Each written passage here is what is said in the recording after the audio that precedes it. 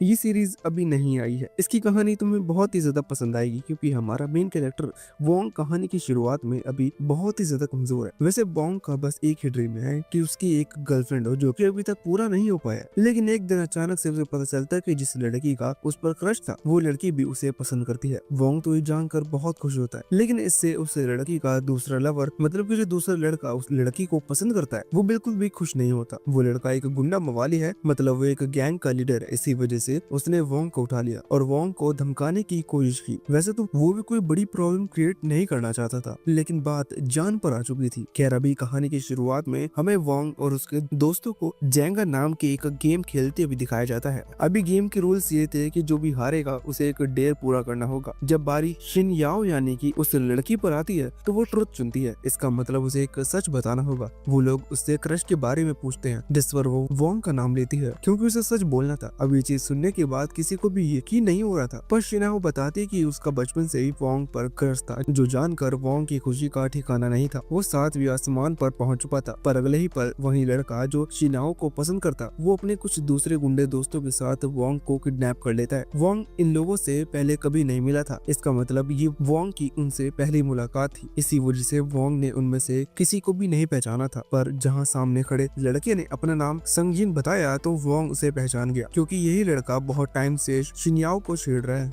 मतलब उसे परेशान कर रहा है। वोंग को ये चीज जानने के बाद अभी बहुत गुस्सा आ रहा था और कमजोर होने के कारण वो कुछ भी कर नहीं सकता था। वैसे अभी संजिन ने वोंग को सिर्फ धमकाने के लिए किडनैप किया था, इसी वजह से वो नॉर्मली वोंग को समझा सकता था, पर वो सबसे पहले शिनयाओ को कॉल लगाता है और उसे बताता है कि जिस लड़की को वो पसंद करती है वो कितना ज्यादा कमजोर है। अभी यहाँ संजिन के साथी ने वोंग को कॉलर से पकड़ रखा था। वोंग यहाँ संजिन को समझा रहा था कि इस चीज में शिनयाओ को लाने की जरूरत नहीं है, लेकिन संजिन उसकी बात नहीं सुनता, बल्कि वो वोंग को धमकी देता है कि वो उसकी जान ले लेगा। यहाँ संजिन की बात एक शर्त थी कि अगर वोंग प्रॉमिस करता है कि आगे से वो कभी शिनयाओ से ना ही मिलेगा और ना ही बात करेगा तो ही वो उसे यहाँ से जाने देगा। अगर वोंग प्रॉमिस नहीं करता तो वैंग के लिए ठीक नहीं होगा। अब यहाँ संजिन के एक साथी ने वोंग को जोरदार पंच मारा, सिर्फ उसे थोड़ा डराने के लिए, पर वोंग को इस चीज से गुस्सा आ गया और उसने तुरंत ही अपने सर से उस आदमी पर हमला कर दिया। वोंग ने अभी इतनी तेजी से हिट किया था कि उस आदमी के हाथ से गलती से वोंग की कूलर छूट गई और वोंग वहाँ ब्रिज से सीधा पानी में गिर पड़ा। नीचे एक बहुत बड़ा तालाब था और वोंग को तैरना नहीं आता था, जिस वजह से वोंग नीचे की तरफ डूबता जा रहा था। साथ ही सर से जोरदार हमला करने के कारण अभी वो अपने सेंसेस में भी नहीं था।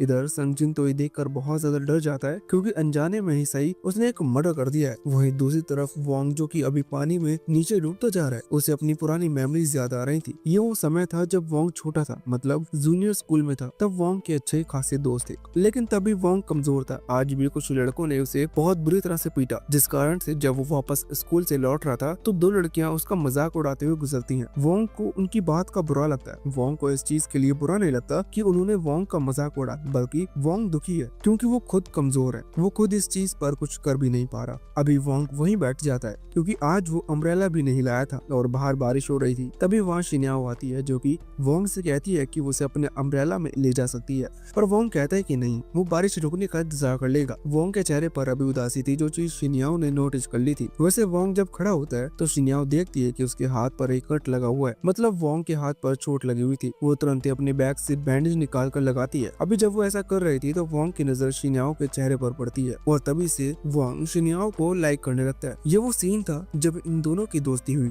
और इसके बाद से दोनों ही एक दूसरे को सीक्रेटली ही सही पर लाइक करने लगे। क्या है, जब सीन वापस करंट टाइम पर आता है जहाँ वोंग तालाब के अंदर डूबता जा रहा था, अचानक ही वोंग को होश आता है और वोंग पानी में पलटता है तो उसे एक रोशनी दिखती है जो कि नीचे की तरफ से आ रही थी। वैसे वह वोंग को ऊपर लाइट नहीं दिखाई दे रही थी, मतलब वो पानी में बहुत ज्यादा नीचे आ चुका था।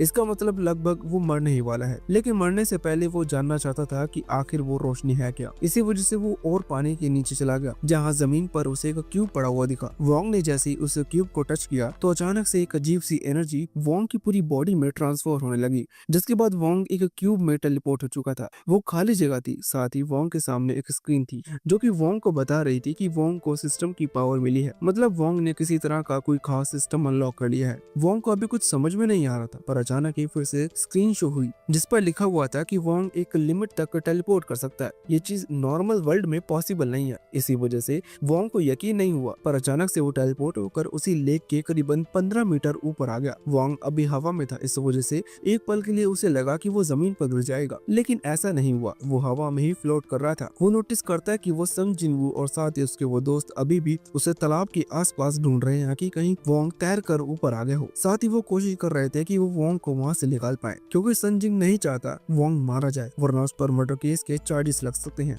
अभी संजिन को टेंशन में देखना ये तो नॉर्मल है, लेकिन वोंग हवा में इस चीज को लेकर वो कुछ ज्यादा ही हैरान था। पर अचानक ही फिर से वो टेलीपोर्ट हो गया। यहाँ संजिन ने भी ऊपर आसमान में किसी की आवाज सुनी थी, पर जब तक उसने ऊपर उठकर देखा तो वहाँ कोई नहीं था। दूसरी तरफ वोंग अभी टेलीपोर्ट होकर अपने स्कूल पहुंच चुका है।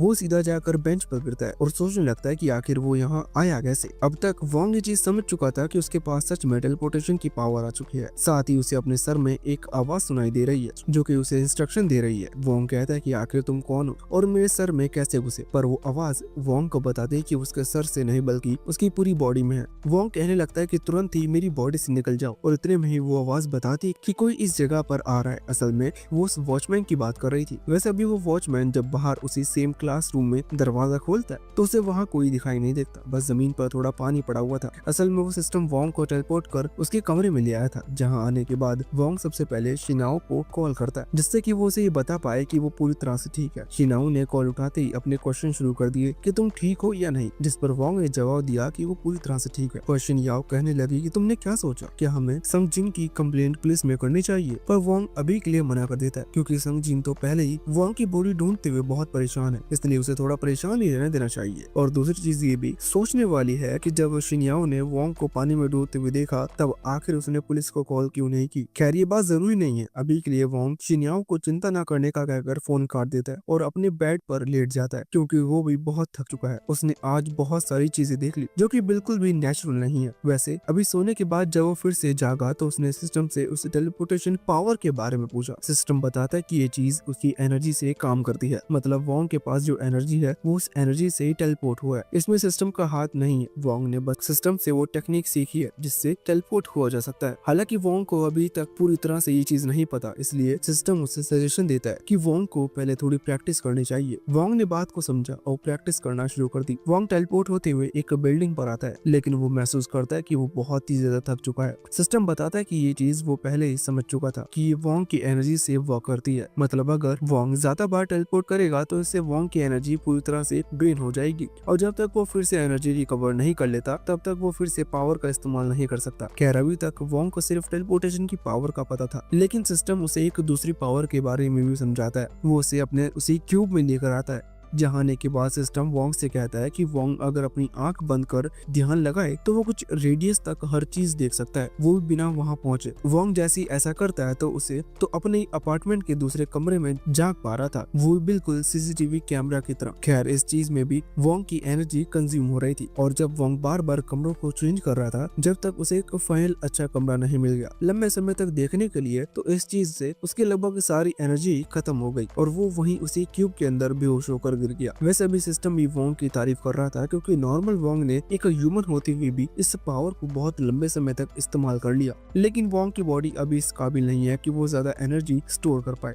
इसी कारण से वोंग बेहोश हो गया। कुछ समय बाद वोंग को जब होश आता है तो उसे सिस्टम की आवाज सुनाई दी। वो तुरंत ही चौंक कर खड़ा हो जाता है और सोचने लगता है कि क्या ये एक सपना था, और वहीं उसकी तकिए के पास वो क्यूब पड़ा हुआ था और अब वो आवाज उस क्यूब के पास से आ रही थी। वोंग पूछता है कि आखिर तुम्हारी आवाज बदल कैसे गई, पर वो क्यूब उसे समझाता है कि ऐसा इस वजह से है क्योंकि जब तक वोंग के पास वो सिस्टम की पावर है, मतलब जब तक वो आवाज वोंग अपनी बॉडी से सुनाई दे रही है तब तक वो आवाज वोंग की बॉडी की एनर्जी को कंज्यूम करेगी। वोंग को कोई चीज समझने के लिए अगर इस चीज को आसान भाषा में समझे तो अगर वोंग को वो आवाज अपनी ही बॉडी के अंदर रखनी है या फिर सिस्टम को अपनी ही बॉडी के अंदर रखना है तो उसे सिस्टम को एनर्जी प्रोवाइड करनी होगी। अभी सिस्टम नहीं चाहता कि वो वोंग की बॉडी से एनर्जी खींचता रहे और इस चीज में वोंग की जान चली जाए, वरना उसका सारा प्लान खराब हो जाएगा। ये चीज सुनकर वोंग पूछने लगता है कि किस तरह का प्लान, और आखिर तुमने मुझ जैसे कमजोर लड़के को क्यों चुना अपना मास्टर बनाने के लिए। सिस्टम बताता है कि उसका एक ही ड्रीम है और वो है इस पूरी दुनिया पर राज करना, और वैसे भी वोंग उस क्यों की बातों से बहुत ज्यादा हैरान है। इस वजह से वो इंटरनेट पर उस क्यूब के बारे में सर्च करता है, लेकिन वहाँ कोई भी इंडियन इस चीज का ट्यूटोरियल देने के लिए मौजूद नहीं था। ये चीज पहली बार हुई थी। वोंग सोचता है कि उसे खुद से ही इस क्यूब के बारे में डिटेल निकालनी होगी, लेकिन जब वो सोच रहा था तभी उसे शिन्याओ का मैसेज आता है जिसमें लिखा हुआ था कि कल क्या तुम मेरे साथ डिनर पर चलोगे। अब वोंग इस चीज के लिए मना तो नहीं कर सकता, लेकिन इस ऑफर के साथ साथ उसे संग जिन का चेहरा भी याद आ गया जो कि उसकी बहुत बुरी हालत करेगा। अब संग जिन को याद करते हुए वोंग का गुस्सा आ रहा, वोंग उसे बदला लेना चाहता है, लेकिन इस चीज के लिए वोंग को ताकत की जरूरत है। वो तुरंत ही सिस्टम से पूछता है कि क्या ऐसा कोई फंक्शन है जिससे मेरी स्ट्रेंथ इंक्रीज हो सके। सिस्टम बताता है कि ये चीज आसान है, तुम्हें बस कुछ जेम्स की जरूरत है जिससे तुम अपने सिस्टम को अपग्रेड कर सकते हो और इससे तुम्हें कुछ और एबिलिटीज और पावर्स मिलेगी। अभी वोंग को नहीं पता कि ये जेम्स किस तरह के होते हैं, पर सिस्टम बताता है कि ये नॉर्मल रॉक भी हो सकते हैं। वोंग को ये सुनकर याद आता है कि उसके शेल्फ में एक स्टोन रखा हुआ है, साथ ही उसकी मदर की एक अंगूठी है जिस पर एक हीरा लगा हुआ है जो कि एज अ मैजिक क्रिस्टल, मतलब सिस्टम ने बताया कि जेम्स की तरह काम कर सकते हैं। हालांकि वोंग इतना भी ज्यादा अमीर नहीं है कि वो हीरे लेकर आए और अपनी पावर को बढ़ाए, इस वजह से वो कोई दूसरा तरीका पूछता है। सिस्टम बताता है कि मैंने पहले समझाया कि तुम्हारी पावर को बढ़ाने के लिए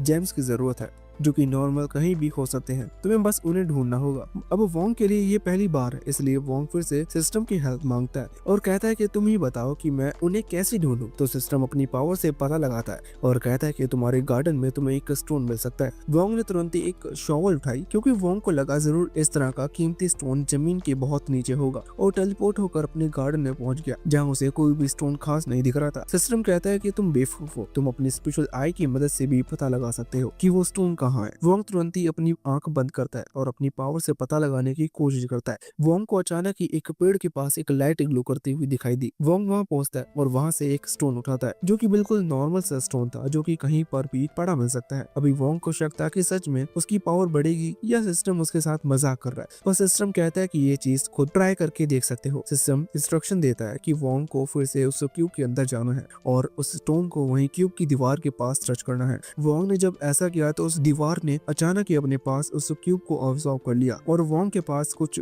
पावर आने लगी। सिस्टम उसे इन्फॉर्म करता है कि वोंग की जो पावर है वो लगभग डबल हो चुकी है और उसकी जो दूसरी एबिलिटी है उनमें करीबन 1 पॉइंट प्लस कर दिए हैं, मतलब वोंग की पावर थोड़ी बड़ी है। ऐसा नहीं कहा जा सकता कि वो पहले से दुगना ताकतवर हो गया, पर फिर भी अब वो पहले से ज्यादा अच्छा महसूस कर रहा है। सिस्टम ने ये चीज क्लियर कर दी थी कि इस तरह के स्टोन वोंग को पूरी सिटी में कहीं भी मिल जाएंगे और जितने ज्यादा स्ट्रॉन्ग वोंग ढूंढता है उतनी ज्यादा वोंग अपनी पावर बढ़ा सकता है। वोंग सुनकर खुश हो गया। अब सीन सीधा अगले दिन सुबह पर आता है जहाँ वोंग अलार्म की आवाज सुनकर जाग चुका था। वोंग को अभी नींद नहीं आ रही थी क्योंकि जैसे उसे पता चला कि वो स्टोन्स की मदद से अपनी पावर को बढ़ा सकता है तो उसने लगभग पूरी रात स्टोन हंटिंग की और अपनी पावर को अच्छा खासा इंक्रीज कर लिया। अभी वक्त का स्कूल जाने का, इसलिए वोंग स्कूल पहुंच गया जहाँ जब वो क्लास में बैठा हुआ था तभी शिन्याओ उसके पास आई और वो कहने लगी कि क्या तुम रात के उस इंसिडेंट की एक्सप्लेनेशन मुझे दे सकते हो। अभी वहाँ वोंग के दोस्त भी बैठे हुए थे जिन्हें बस इतना पता है कि शिन्याओ और वोंग एक दूसरे को लाइक करते हैं, लेकिन उन्हें रात के उस इंसिडेंट के बारे में कुछ भी नहीं पता, इसलिए रात के एक्सप्लेनेशन वाली बात सुनकर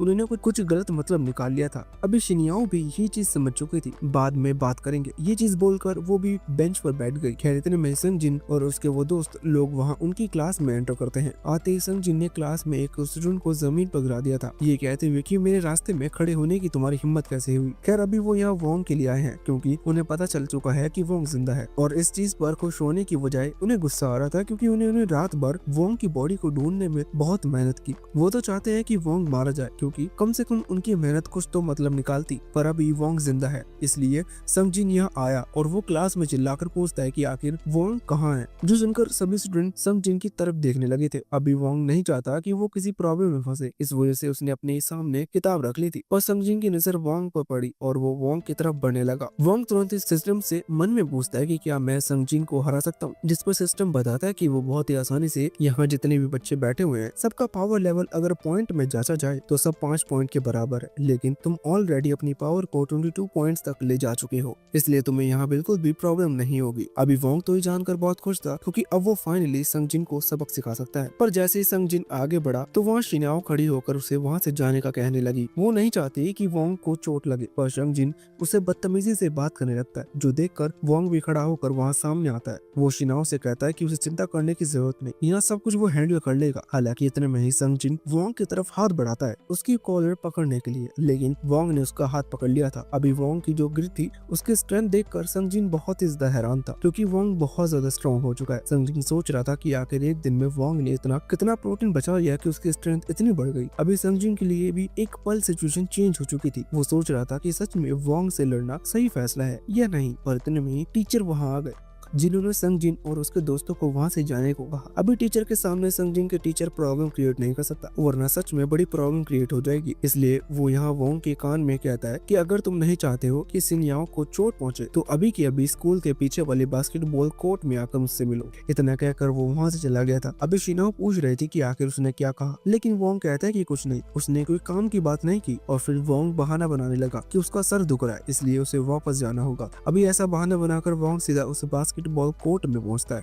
जहां संग जिन और उसके बाकी दोस्त वोंग का इंतजार कर रहे थे। संग जिन पहले ही हैरान है कि आखिर वोंग की ताकत इतनी कैसे बढ़ गई, लेकिन उसे डर नहीं है, क्योंकि वोंग एक बार यहाँ आ गया तो वो खुद अकेला उसे लड़ने नहीं आने वाला, बल्कि वो अपने साथ सभी दोस्तों को लेकर आएगा, क्योंकि वो ऐसे भी वो एक विलेन है, इसलिए रूल्स उसके लिए नहीं है। खैर जब वोंग वहाँ पहुंचता है तो वो देखता है कि सामने टोटल 13 लोग हैं। वोंग भी एक बार सिस्टम से कंफर्म करता है कि क्या वो इन सभी को हरा पाएगा, जिस पर सिस्टम कहता है कि शायद हाँ या शायद ना, क्योंकि वोंग के चांसेस अब कम हो चुके हैं। वोंग जब चांसेस के बारे में पूछता है तो सिस्टम बताता है कि सिर्फ 20% चांस है कि वोंग ये जीत पाएगा, जो सुनकर एक पल के लिए वोंग भी सोच रहा था कि अब वो क्या करेगा, क्योंकि अब उसकी अच्छी खासी पिटाई होने वाली है। और जब संग जिन उसके सभी दोस्त वहाँ वोंग के करीब आए तो वोंग बातें बनाने लगा और संग जिन को भड़काने लगा कि वो खुद अकेला आकर वोंग से फाइट करे। नॉर्मल सी बात है, संग जिन को भी अपनी इज्जत प्यारी है, इसलिए दोस्तों के सामने उसे भी दिखाना होगा कि वो स्ट्रॉन्ग है। यही सोचते हुए संग जिन ना चाहते हुए भी आगे बढ़ता है, पर इतने में ही उसी के एक दोस्त कोंग ने उसे रोक दिया और कहा कि इससे मुझे लड़ने दो। अभी संग जिन को प्रॉब्लम नहीं थी, क्योंकि असल में कोंग उनके ग्रुप का सबसे स्ट्रॉन्ग पर्सन है, वो संग जिन से ज्यादा ताकतवर है। अभी यही चीज देखकर सभी लोग सोच रहे थे कि वोंग के लिए कोंग से लड़ पाना नामुमकिन है, इसलिए संग जिन को आगे भेजने की जरूरत नहीं। वहाँ दूसरी तरफ वोंग ने भी ये चीज एक्सेप्ट कर ली थी, क्योंकि उसे सबके साथ एक साथ लड़ने में प्रॉब्लम है। 1v1 में वो सबको हरा सकता है। सिस्टम ने भी बता दिया था कि कोंग का पावर लेवल करीबन 10 पॉइंट का है, इसका मतलब वो वोंग से कमजोर है, इसलिए वोंग उसे हरा सकता है।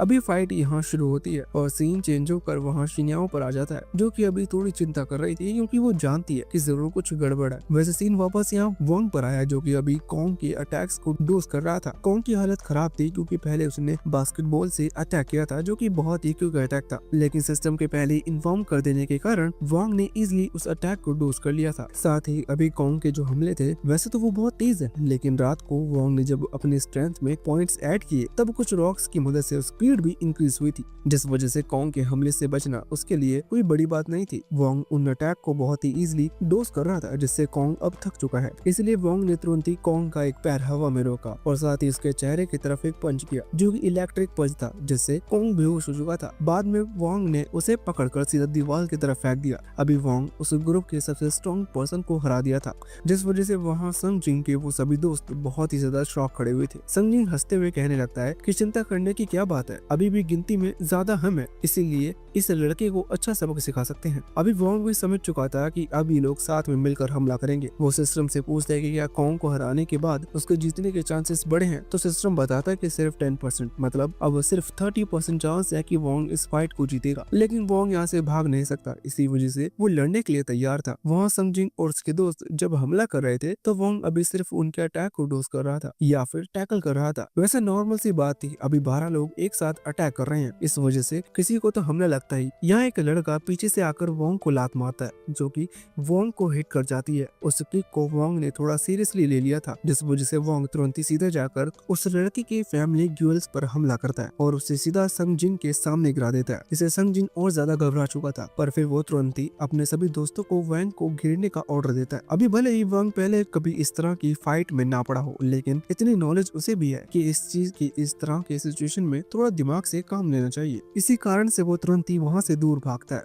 और फिर सीढ़ियों के थ्रू जंप कर वापस से बीच में छलांग लगाता है और उन्हीं में से एक लड़के को दबोच लेता है, जिससे वो एक एक कर उन्हें नॉकआउट कर सके। और यहाँ वोंग ने जिस लड़के को पकड़ा था वो वोंग की पकड़ से छूटकर वोंग को ही लात मारते हुए नीचे गिरा देता है। पर वोंग फिर से खड़ा हो चुका था और लड़ने लगा था। इतने में ही पीछे से एक लड़का फिर से आकर वोंग को क्विक करने की कोशिश करता है, पर इस पर वोंग ने उसके अटैक को नोटिस कर लिया था। इस वजह से वोंग तुरंत ही उसके पैर को पकड़कर उसे घुमाते हुए सीधा संग जिन के चेहरे पर फेंकता है। अभी संग जिन बहुत ही ज्यादा डरा गया था क्योंकि वो वोंग की स्ट्रेंथ को देख चुका है। वहाँ वोंग जिसकी लगभग पूरी पावर खत्म हो चुकी है, वो अभी संग जिन की तरफ बढ़ रहा था। सिस्टम वोंग को वार्निंग देता है कि उसके पास अब बिल्कुल भी पावर नहीं है। इसका मतलब अगर वो लड़ने की कोशिश करेगा तो अपने आप ही बेहोश हो जाएगा और फिर सिस्टम भी उसे टेलीपोर्ट कर मदद नहीं कर पाएगा। लेकिन वोंग इतनी आसानी से संग जिन को नहीं जाने दे सकता, इसलिए वोंग को किसी भी तरह से संग जिन के मन में अपना डर बिठाना होगा जिससे संग जिन बाद में शिन्याओ को परेशान न करे। वैसे अभी वोंग के लुक्स भी काफी थे संग जिन को डराने के लिए, पर इतने में ही वहाँ सिटी गैंग के लीडर और उसके कुछ दोस्त की एंट्री होती है, जो कि आते ही संग जिन से कहते हैं कि तुम्हें नॉर्थ सिटी गैंग का लीडर होने का कोई हक नहीं है क्योंकि तुम एक अकेले लड़के से पिट गए। वोंग ये चीज समझ चुका था कि नॉर्थ और साउथ की आपस में नहीं बनती, इसी वजह से वो पहले इस जगह से निकलने का डिसाइड करता है और साउथ सिटी गैंग लीडर को समझाता है कि वो इन सब में नहीं पड़ना चाहता, इसलिए वो यहाँ से जा रहा है। लेकिन वो लीडर जिसका नाम होंग है, उसे ये तो नहीं पता कि आखिर वोंग और संग जिन लड़ क्यों रहे थे। पर अब जब उसकी मुलाकात वोंग से हो गई है तो वोंग को भी निपटाना होगा जिससे वो अपनी पावर उन्हें दिखा सके। इतना बताते हुए उसने अपने सभी दोस्तों को वोंग पर हमला करने का ऑर्डर दे दिया था। वोंग जिसे सिस्टम ने पहले ही बता दिया था कि उसके पास स्ट्रेंथ नहीं है, वो वहाँ से भागने की कोशिश करता है। अभी बचने का सिर्फ एक तरीका था और वो थी टेलीपोर्टेशन टेक्निक, लेकिन उसके लिए भी अभी पावर की जरूरत थी। वोंग सिस्टम से पूछता है तो सिस्टम कहता है कि तुम्हें कुछ और देर भागना होगा और वोंग ने भी इस तरह से भागते हुए कुछ टाइम में अपनी एनर्जी को रिकवर कर लिया था और फिर टेलीपोर्ट होते हुए सीधा मेन स्विच के पास पहुंचा, जहां से उसने पहले उस कोर्ट की लाइट को ऑफ किया और फिर बाद में टेलीपोर्टेशन स्पेल का इस्तेमाल कर सीधा उन लोगों के बीच आ गया। यह अंधेरा था लेकिन वोंग सभी को देख पा रहा था, बस उसे अपनी आंखें बंद करने की जरूरत थी, इसलिए वो तुरंत ही सभी पर हमला करना शुरू कर देता है। और बाद में जब वो फिर से टेलीपोर्ट होकर लाइट ऑन कर लौटता है तो यहाँ पर उसके सभी दोस्त हार चुके थे। सिर्फ संग जिन खड़ा हुआ था जो कि हैरानी से वोंग की तरफ देख रहा था। वो समझ गया था कि उसने किसी गलत आदमी से पंगा ले लिया है। हालांकि इतने में ही उन्हें एक आवाज सुनाई देती है जो कि असल में कुछ पुलिस ऑफिसर्स की थी जिन्हें शिन्याओ ने बुलाया था क्योंकि उसे वोंग की चिंता हो रही थी। वैसे अभी जो कोर्ट का दरवाजा है वो अंदर से लॉक है, इसी वजह से वो ऑफिसर उस दरवाजे को तोड़ने का डिसाइड करते हैं। वैसे अंदर वोंग ने भी आवाजें सुन ली थी, उसे जल्द से जल्द कोई प्लान बनाना होगा जिससे कि वो पुलिस के लफड़े में ना पड़े। अभी जब वो आसपास देखता है तो उसे संग जिन दिखाई देता है जो कि चुपचाप वहाँ से भागने की कोशिश कर रहा था, पर वोंग तुरंत ही टेलीपोर्ट होकर यहाँ उसके सामने आ जाता है। संग जिन वोंग को अपने सामने देखकर तुरंत ही माफी मांगने लगा था, पर वोंग कहता है कि मैं तुम्हें माफ कर दूंगा लेकिन सिर्फ एक ही शर्त पर। अभी वो शर्त तो हमें नहीं बताई जाती, पर वहाँ सामने जब पुलिस ऑफिसर ने दरवाजा तोड़ा तो उनके सामने संग जिन खड़ा हुआ था जो कि वोंग को पंच मारने ही वाला था, लेकिन वो सही समय पर पहुंच गए। यहाँ अगले सीन में हम देखते हैं कि वोंग हॉस्पिटल में है जहाँ शिन्याओ उसके घाव को पहुंच रही है, मतलब जो थोड़ी बहुत चोट उसे आई थी उन चोटों को। अभी वोंग बच चुका है क्योंकि तब उसने पुलिस ऑफिसर को बताया कि वो गलती से नॉर्थ गैंग और साउथ गैंग की लड़ाई में पड़ गया, उसका उन दोनों से कोई लेना देना नहीं है, इसलिए पुलिस वालों ने भी उसे जाने दिया। वैसे तब वोंग ने संग जिन से ये प्रॉमिस भी करवा लिया था कि अब से कभी शिन्याओ को परेशान नहीं करेगा। तब संग जिन डरा भी हुआ था, इसलिए उसने तुरंत ही प्रॉमिस कर दिया। वैसे अब वापस घर लौटकर जब वोंग आराम से लेटा हुआ था तब वो सोच रहा था कि भले ही आज उसने संग जिन को सबक सिखाया, साथ ही कुछ दूसरे लोगों की पिटाई की, लेकिन उसकी पावर एक लिमिट है, मतलब अगर वो एक हद तक फाइट करता है तो वो बेहोश भी हो सकता है, इसलिए उसे अपनी पावर को और ज्यादा बढ़ाने की जरूरत है। उसके लिए उसे जरूरत पड़ेगी और जेम की जो कि उसकी पावर को इंक्रीज करेंगे। अभी जेम्स लेने के लिए वो तुरंत ही एक ज्वेलरी शॉप पर पहुंचा, लेकिन वहां पहुंचते ही उसे याद आ गया कि इस चीज के लिए बहुत ज्यादा पैसों की जरूरत पड़ेगी जो कि उसके पास नहीं है। इसका मतलब उसे एक शुगर मांग की जरूरत है, पर वो चीज भी थोड़ी सी खतरनाक होगी, इसलिए उसे कुछ और सोचना होगा। अभी एक तरीका ही बचा हुआ था कि उसे वो जेम्स यानी कि वो स्टोन्स खुद ढूंढने होंगे। वो तुरंत अपनी स्पिरिचुअल आई की मदद से कुछ स्टोन्स का पता लगाता है, लेकिन एक स्टोन था एक बड़े से पत्थर के नीचे, दूसरा स्टोन था पानी में सबसे नीचे और तीसरा स्टोन था जमीन में 15 मीटर नीचे। इसका मतलब किसी भी स्टोन को पाना इतना आसान नहीं है, इसी वजह से वो थोड़ा सा गड्ढा कर वहीं जमीन पर लेट जाता है। वो अभी कह रहा था कि अगर इन स्टोन्स को ढूंढना इतना ही ज्यादा मुश्किल है तो इसमें तो बहुत ही मेहनत लगेगी। हालांकि तेरे सिस्टम को एक अजीब सी मैजिकल पावर महसूस होती है जो कि किसी अलग मैजिक स्टोन की थी। उसे पावर किसी गुफा के अंदर से महसूस हुई थी। वोंग कहता है कि फिर तो हमें टेलीपोर्ट होकर सीधा वहां चलना चाहिए,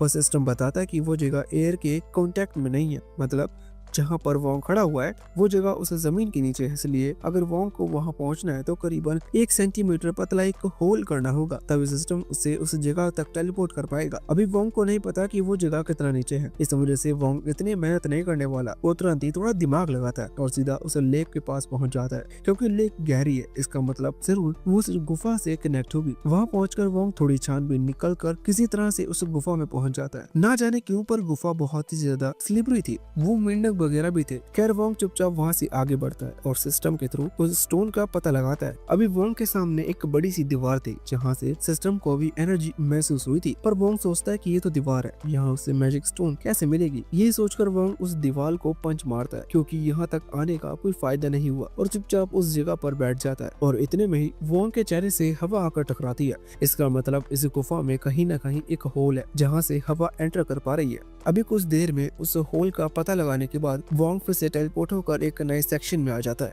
मतलब इस गुफा की एक दूसरी जगह पर जहाँ जाने का कोई दूसरा रास्ता नहीं था। इधर आकर अभी वोंग जब आगे बढ़ ही रहा था कि तभी गलती से उसका पैर एक खाई पर पड़ने वाला था, मतलब वो नीचे गिरने वाला था, पर सही समय पर उसने खुद को बचा लिया। खैर इस चीज से उसकी टॉर्च गलती से जमीन से नीचे वहाँ गिर गई, जिसे वो स्टोन ढूंढने के लिए अपने साथ लेकर आया था। वैसे इस दौरान हम नोटिस करते कि वोंग इस गुफा में अकेला नहीं है। खैर अभी के लिए वोंग आसपास स्टोन ढूंढ रहा था, उसे कुछ दूरी पर स्टोन दिखाई दिया, लेकिन नीचे खाई है और वो जगह सामने दूसरी तरफ है। वोंग टेलीपोर्ट हो सकता है, पर इतने में ही वो दूसरा पर्सन यानी कि वो स्नेक जो कि वोंग को इस गुफा में कंपनी देने के लिए आया है, वो वहाँ आकर वोंग को खाने की कोशिश करता है। वोंग का ध्यान उस स्नेक पर नहीं था, वोंग तो बस अपने सामने उन स्टोन्स को देख रहा था। इस वजह से उन स्टोन्स को लेने के लिए वोंग तुरंत ही टेलीपोर्ट हो गया, जिस चीज से वोंग की जान बच ली। वैसे भी वोंग का भी कोई आइडिया नहीं है कि इस गुफा में कोई और भी है, वो तो सिर्फ उन स्टोन्स को देख रहा था। सिस्टम चेक करता है कि उस गुफा में टोटल 12 स्टोन्स है, लेकिन उन स्टोन्स को लेना थोड़ा सा मुश्किल होगा, क्योंकि वो नुकीली चट्टान से लटके हुए हैं और वोंग को जाकर उन्हें तोड़ना है,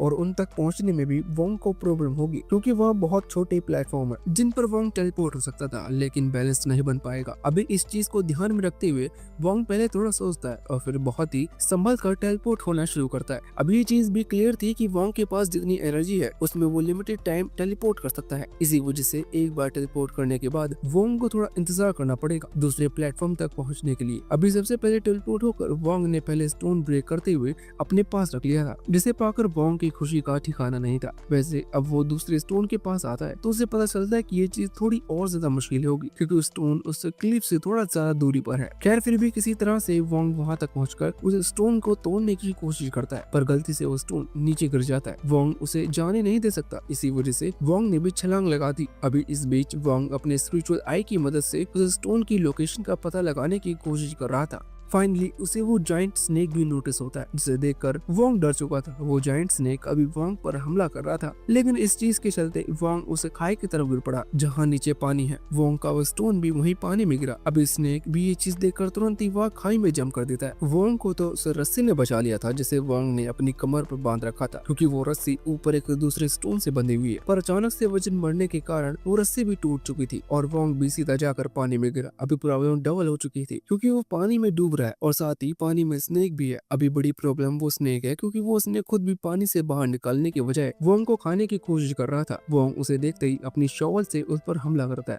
लेकिन इसका कोई फायदा नहीं था, पर स्नेक ने वोंग को पकड़ लिया था और अब वो अपनी बॉडी के थ्रू उसे कंप्रेस करने लगा था। अब वोंग के पास बचने का सिर्फ एक ही रास्ता था, इसलिए वो तुरंत ही सिस्टम को ऑर्डर देता है कि वो तुरंत ही वोंग को उस क्यूब डायमेंशन में टेलीपोर्ट कर दे। और सिस्टम बताता है कि अभी उस स्नेक ने वोंग को बहुत ही टाइटली पकड़ रखा है, इसलिए सिस्टम ऐसा नहीं कर सकता। ये चीज जानकर वोंग तुरंत ही उस शॉवल को जोर से उस स्नेक की बॉडी पर मारता है, जिससे स्नेक को चोट लगती है और वो तुरंत ही वोंग को छोड़ देता है। इतना टाइम काफी था सिस्टम को टेलीपोर्ट करने के लिए। वैसे तो वोंग बेहोश हो चुका था, पर सिस्टम ने खुद ब खुद वोंग को टेलीपोर्ट कर दिया और सीधा वोंग उसे क्यूब डायमेंशन में ले आया। अभी कुछ देर में वोंग को होश आ चुका था। वोंग देखता है कि उसके पास टोटल 11 पॉइंट्स हैं। असल में मुझसे गलती हुई, जब पहले स्टोन को दिखाया तो उसके बाद सीधा 12th स्टोन पर सीन शिफ्ट हुआ था। मुझे लगा का वो सेकंड स्टोन है, लेकिन फिर भी अभी वोंग के पास टोटल 11 स्टोन है जिसे वो अपनी पावर बढ़ाने के लिए इस्तेमाल कर सकता है। इससे वोंग की पावर बहुत ज्यादा बढ़ जाएगी क्योंकि ये स्टोन बहुत ज्यादा एनर्जी वाले हैं।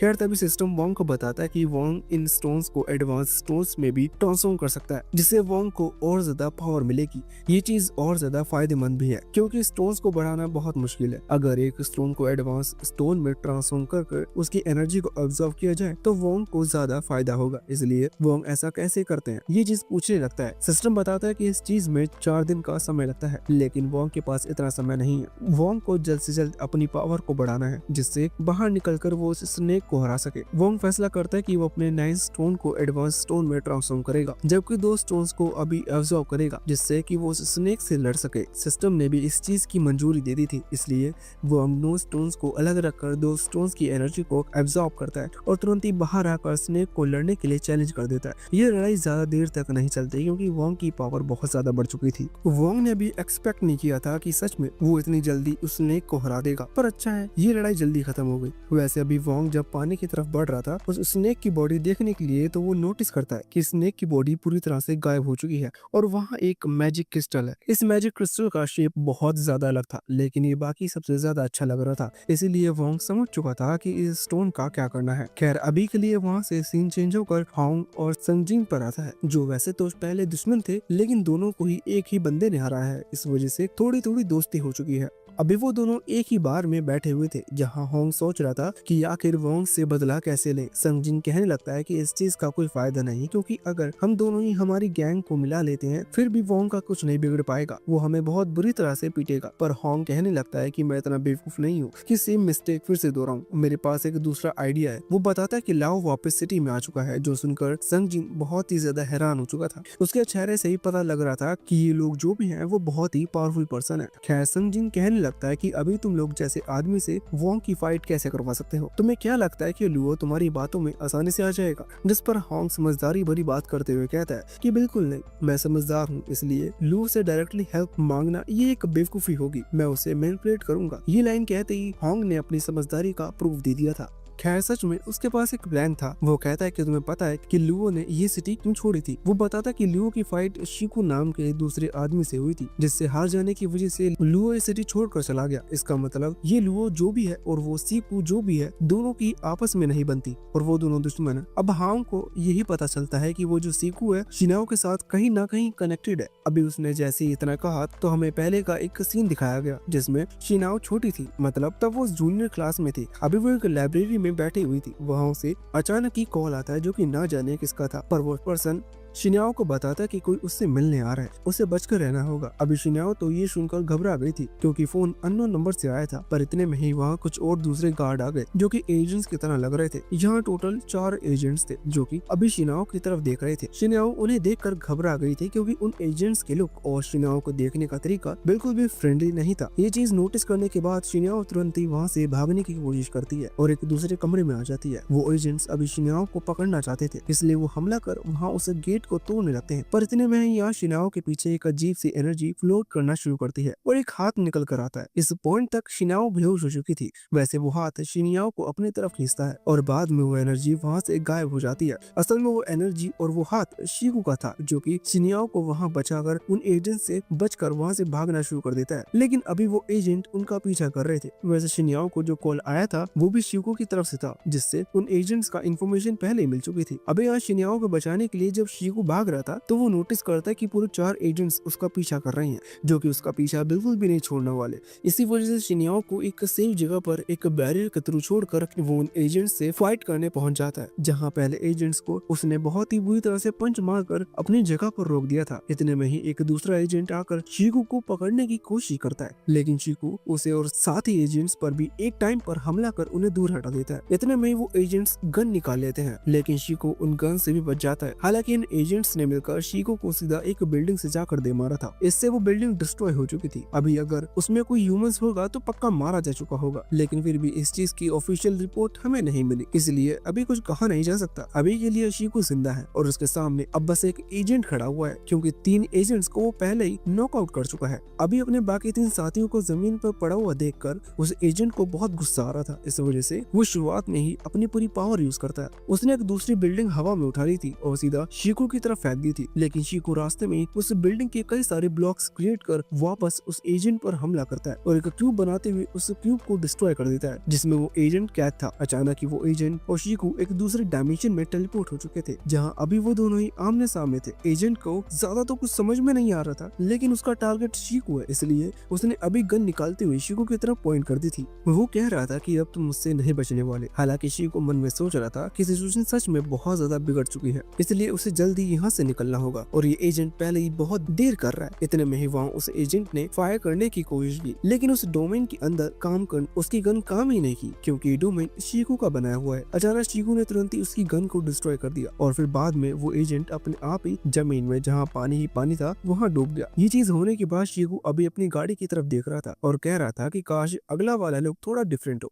ये चीज मुझे भी ज्यादा समझ में नहीं आई, लेकिन इसके बारे में डिटेल में शायद हमें आगे पता चलेगा। अभी के लिए अगले सीन में हमें दिखाया जाता है शिन्याओ वापस से उसी लाइब्रेरी में पहुंच चुकी थी जहां उसकी थोड़ी आंख लगी हुई थी और साथ ही बाकी सारी चीजें भी फिर से नॉर्मल हो चुकी थी। वैसे अब इतने में ही छोटा वाला वंग वहाँ शिनाओ की तरफ भागते हुए आता है और कहता है कि उसे पढ़ाई में मदद की जरूरत है, जिसके बाद शिनाओ वोंग के साथ चली गई थी और सीन वापस से करंट टाइम पर शिफ्ट हो चुका था। अभी हम देखते हैं कि शॉन्ग सन जिनसे कह रहा था कि लुओ और शीको दोनों ही पुराने दुश्मन है, इसलिए अगर हम लुओ को बताएंगे कि शीको और शिनाओ आपस में कनेक्ट है और शिनाओ वोंग को लाइक करती है तो जरूर लुओ वोंग के पीछे जाएगा। मतलब एक तरह से ये शीको को अट्रैक्ट करने का एक अच्छा तरीका है। वैसे अब सीन सीधा अगले दिन पर शिफ्ट होता है। ये चीज हमें नहीं बताई गई, पर वोंग और शिनाओ ने डेट पर जाने का फैसला किया था। अभी वोंग उस जगह पर पहुंच चुका है जहां वो मिलने वाले हैं, लेकिन शिनाओ अभी तक वहां नहीं आई। इसी वजह से वोंग तुरंत ही उसे कॉल करता है और साथ ही एक मैसेज भी डालता है, पर शिनाओ ना ही मैसेज देखती है और ना ही उसकी कॉल का रिप्लाई करती है। ऐसा आज से पहले कभी नहीं हुआ था, पर वोंग सोचने लगता है कि शायद वो थोड़ी बिजी होगी, इसी वजह से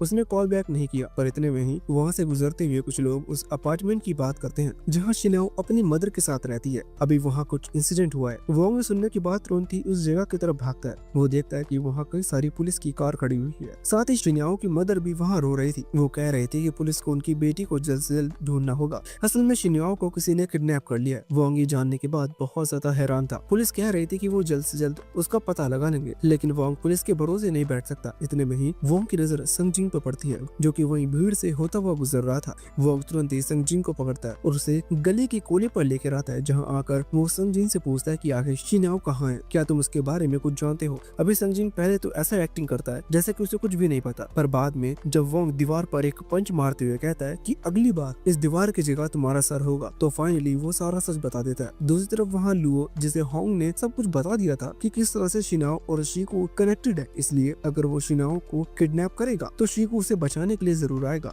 अभी होंग का प्लान ये था कि अगर लुओ शिनाओ को किडनैप करता है तो शीको से पहले वोंग बचाने आएगा, जिस चीज के चलते लुओ और वोंग की फाइट हो जाएगी, जिसमें होंग का फायदा है। लेकिन वही दूसरी तरफ लोगों का सोचना है कि उसके हिसाब से ये भी सही है, क्योंकि शीको जरूर वहाँ आ सकता है उस लड़की को बचाने के लिए जिसे वो पहले भी एक बार बचा चुका है। अभी इस चीज के चलते लुओ ने बात मानकर शिनाओ को किडनैप कर लिया था और एक बिल्डिंग में ले आया था, लेकिन वो भी बात जानता है कि होंग उसे मैनिपुलेट करने की कोशिश कर रहा है, पर अपना फायदा करने के लिए इसी वजह से उसे होंग को जमीन पर लेटाकर उसे गोल्फ खेलने के लिए यूज करना शुरू कर दिया था। मतलब वो जो हुक होता है जिस पर बॉल रखी जाती है, उसकी जगह अभी होंग का मुंह था, साथ ही उसकी हालत बहुत खराब थी। ये चीज देखकर अभी शिनाओ तो बहुत ज्यादा घबरा रही थी, पर साथ ही वो पूरी कोशिश कर रही थी कि लुओ के साथ आई कांटेक्ट बिल्कुल न करे, जिससे कि लुओ उसके पास ना आए। पर एक दो शॉट मारने के बाद लुओ सीधा यहाँ शिनाओ के पास आता है और उससे पूछने लगता है कि आखिर उसका और शीको का क्या कनेक्शन है। पर शिनाओ किसी शीको नाम के आदमी को नहीं जानती। हालांकि लुओ को इस बात पर यकीन नहीं था।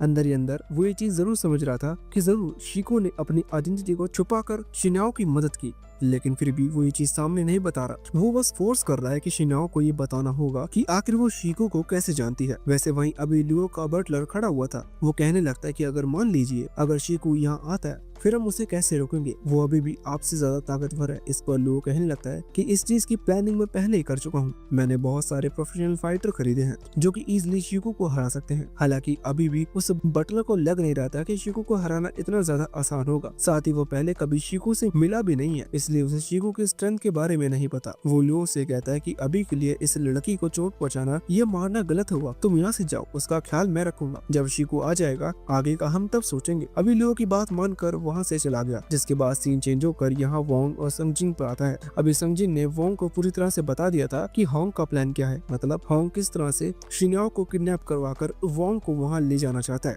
जैसे कि लियो और वैंग की फाइट हो। अभी वोंग ने ये चीज तो समझ ली, पर उसे ये समझ में नहीं आया कि ये शिकू है कौन और आके शिनाओ का उससे क्या कनेक्शन है। जिस पर संगजिन बताता है कि बहुत समय पहले शिकू ने शिनाओ को किडनैप होने से बचाया था। उस समय पर सभी लोग शिकू की तलाश में थे, क्योंकि शिकू बहुत पावरफुल था, सभी उससे लड़ना चाहते थे, लेकिन शिकू कभी भी कोई सबूत पीछे नहीं छोड़ता। इसी वजह से किसी के लिए भी उसे ढूंढ पाना लगभग नामुमकिन था। पर लियो की उससे मुलाकात हुई और साथ ही फाइट भी, जिस फाइट में शिकू ने लियो की 2 उंगलियां डिस्ट्रॉय कर दी थी। इसी वजह से लियो फिर से शिकू से मिलकर उसे हराना चाहता है। इसी वजह से वो होंग की बातों में आकर शिन्याओ को किडनैप करने के लिए तैयार हो गया। अभी यहाँ संगजिन ने पूरी सिचुएशन वोंग को समझा दी थी, साथ ही ये भी बता दिया था कि वो शुरुआत से इस प्लान के खिलाफ था, लेकिन होंग ने ये बात नहीं मानी। अब वोंग बात मान लेता है और कहता है कि ठीक है, अगर तुम प्लान के खिलाफ थे तो मैं तुम्हें जाने दूंगा। वोंग वैसे भी कोई एक्स्ट्रा प्रॉब्लम क्रिएट नहीं करना चाहता था, इसलिए वो संगजिन को वहीं छोड़कर तुरंत उस कंस्ट्रक्शन साइट पर चला गया जहाँ लू अपने साथ शिनाओ को किडनैप करके ले गया है।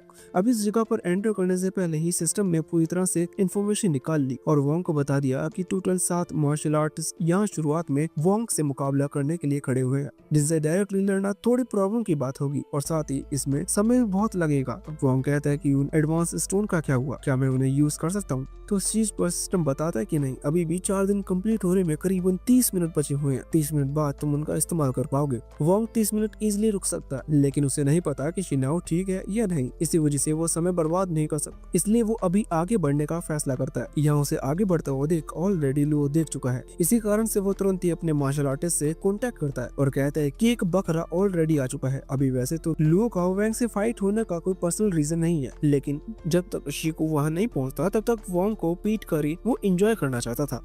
इसी वजह से वो एक टाइम पर सिर्फ एक ही मार्शल आर्टिस्ट को आगे बढ़कर वोंग से लड़ने का ऑर्डर देता है। यह वोंग, जो कि उस कंस्ट्रक्शन साइट के मेन गेट पर पहुंच चुका था, वो वहां ताला तोड़ने की कोशिश कर रहा था, पर इतने में ही उन 7 मार्शल आर्टिस्ट में से एक, जिसका नाम पैब्लो है, वो वोंग का रास्ता रोक लेता है और वहां आकर सबसे पहले वोंग को बताता है कि वोंग को वो ताला नहीं तोड़ना चाहिए, क्योंकि उस ताले का एक सीक्रेट स्पिरिचुअल बैरियर लगा हुआ है, जिस पर अगर वोंग हिट करेगा तो उतने ही सेम एनर्जी से वो बैरियर वोंग को हिट करेगा, जिससे वोंग की जान भी जा सकती है। वोंग ये सुनकर हैरान था, पर अगर ऐसा है तो इसका मतलब उसे चाबी की जरूरत है, इसलिए वो पपेलो से कहने लगता है कि फिर तुम तो वो चाबी मुझे दे सकते हो।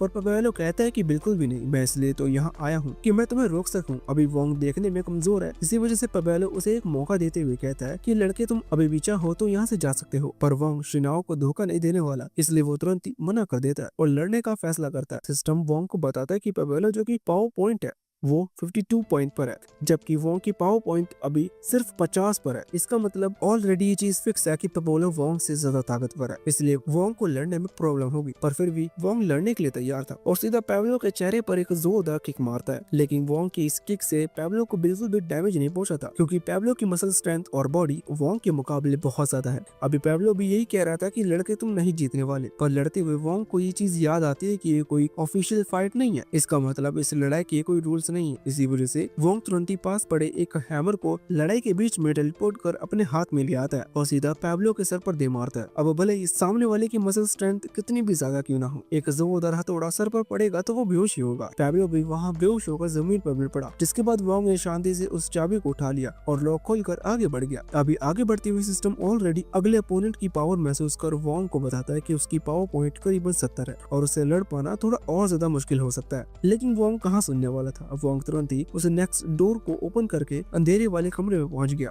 जो दूसरा मार्शल आर्टिस्ट था, ये पहले एक अशासिन रह चुका है, जिस वजह से ये हमेशा जब पर हमला करता है वहाँ कमरे में भी अंधेरा है, इसलिए वो जानता है कि इजिली वो वोंग पर हमला कर उसे खत्म कर देगा, मतलब कम से कम उसे तो ऐसा ही लगता है। लेकिन वोंग ऑलरेडी उसकी प्रेजेंस को महसूस कर चुका था, क्योंकि वोंग के पास स्पिरिचुअल आई की पावर है। खैर अभी जब वो असासिन वोंग पर हमला करता है तो वोंग इजिली उसके हमले को डोज करते हुए तुरंत ही एक बैट अपने पास समन करता है और सीधा उस लड़के के उसके फैमिली गोल्स पर दे मारता है, जिससे उसकी फ्यूचर जनरेशन खतरे में आ चुकी थी। साथ ही वोंग ने दूसरे मार्शल आर्टिस्ट को भी हरा दिया था, इसलिए वो तुरंत ही अब आगे के रास्ते पर बढ़ जाता है। वहाँ उस नेक्स्ट फ्लोर पर दो अशासिन वोंग का इंतजार कर रहे थे। वो ऑलरेडी सीसीटीवी के थ्रू देख चुके हैं कि वोंग ने किस तरह से पिछले दो अशासिन को हराया, पर ये दोनों साथ में मिलकर लड़ नहीं सकते क्योंकि सिंगल फाइट का ऑर्डर मिला है। पर यहाँ जो पहला पर्सन था जिसका नाम बेवुल्फ है, वो उस दूसरे अशासिन लड़के से कहने लगता है कि तुम्हारी तो बारी नहीं आ पाएगी क्योंकि वो लड़का मुझे नहीं हरा सकता। हालांकि अब इतने में ही वोंग की वहाँ एंट्री हो गई।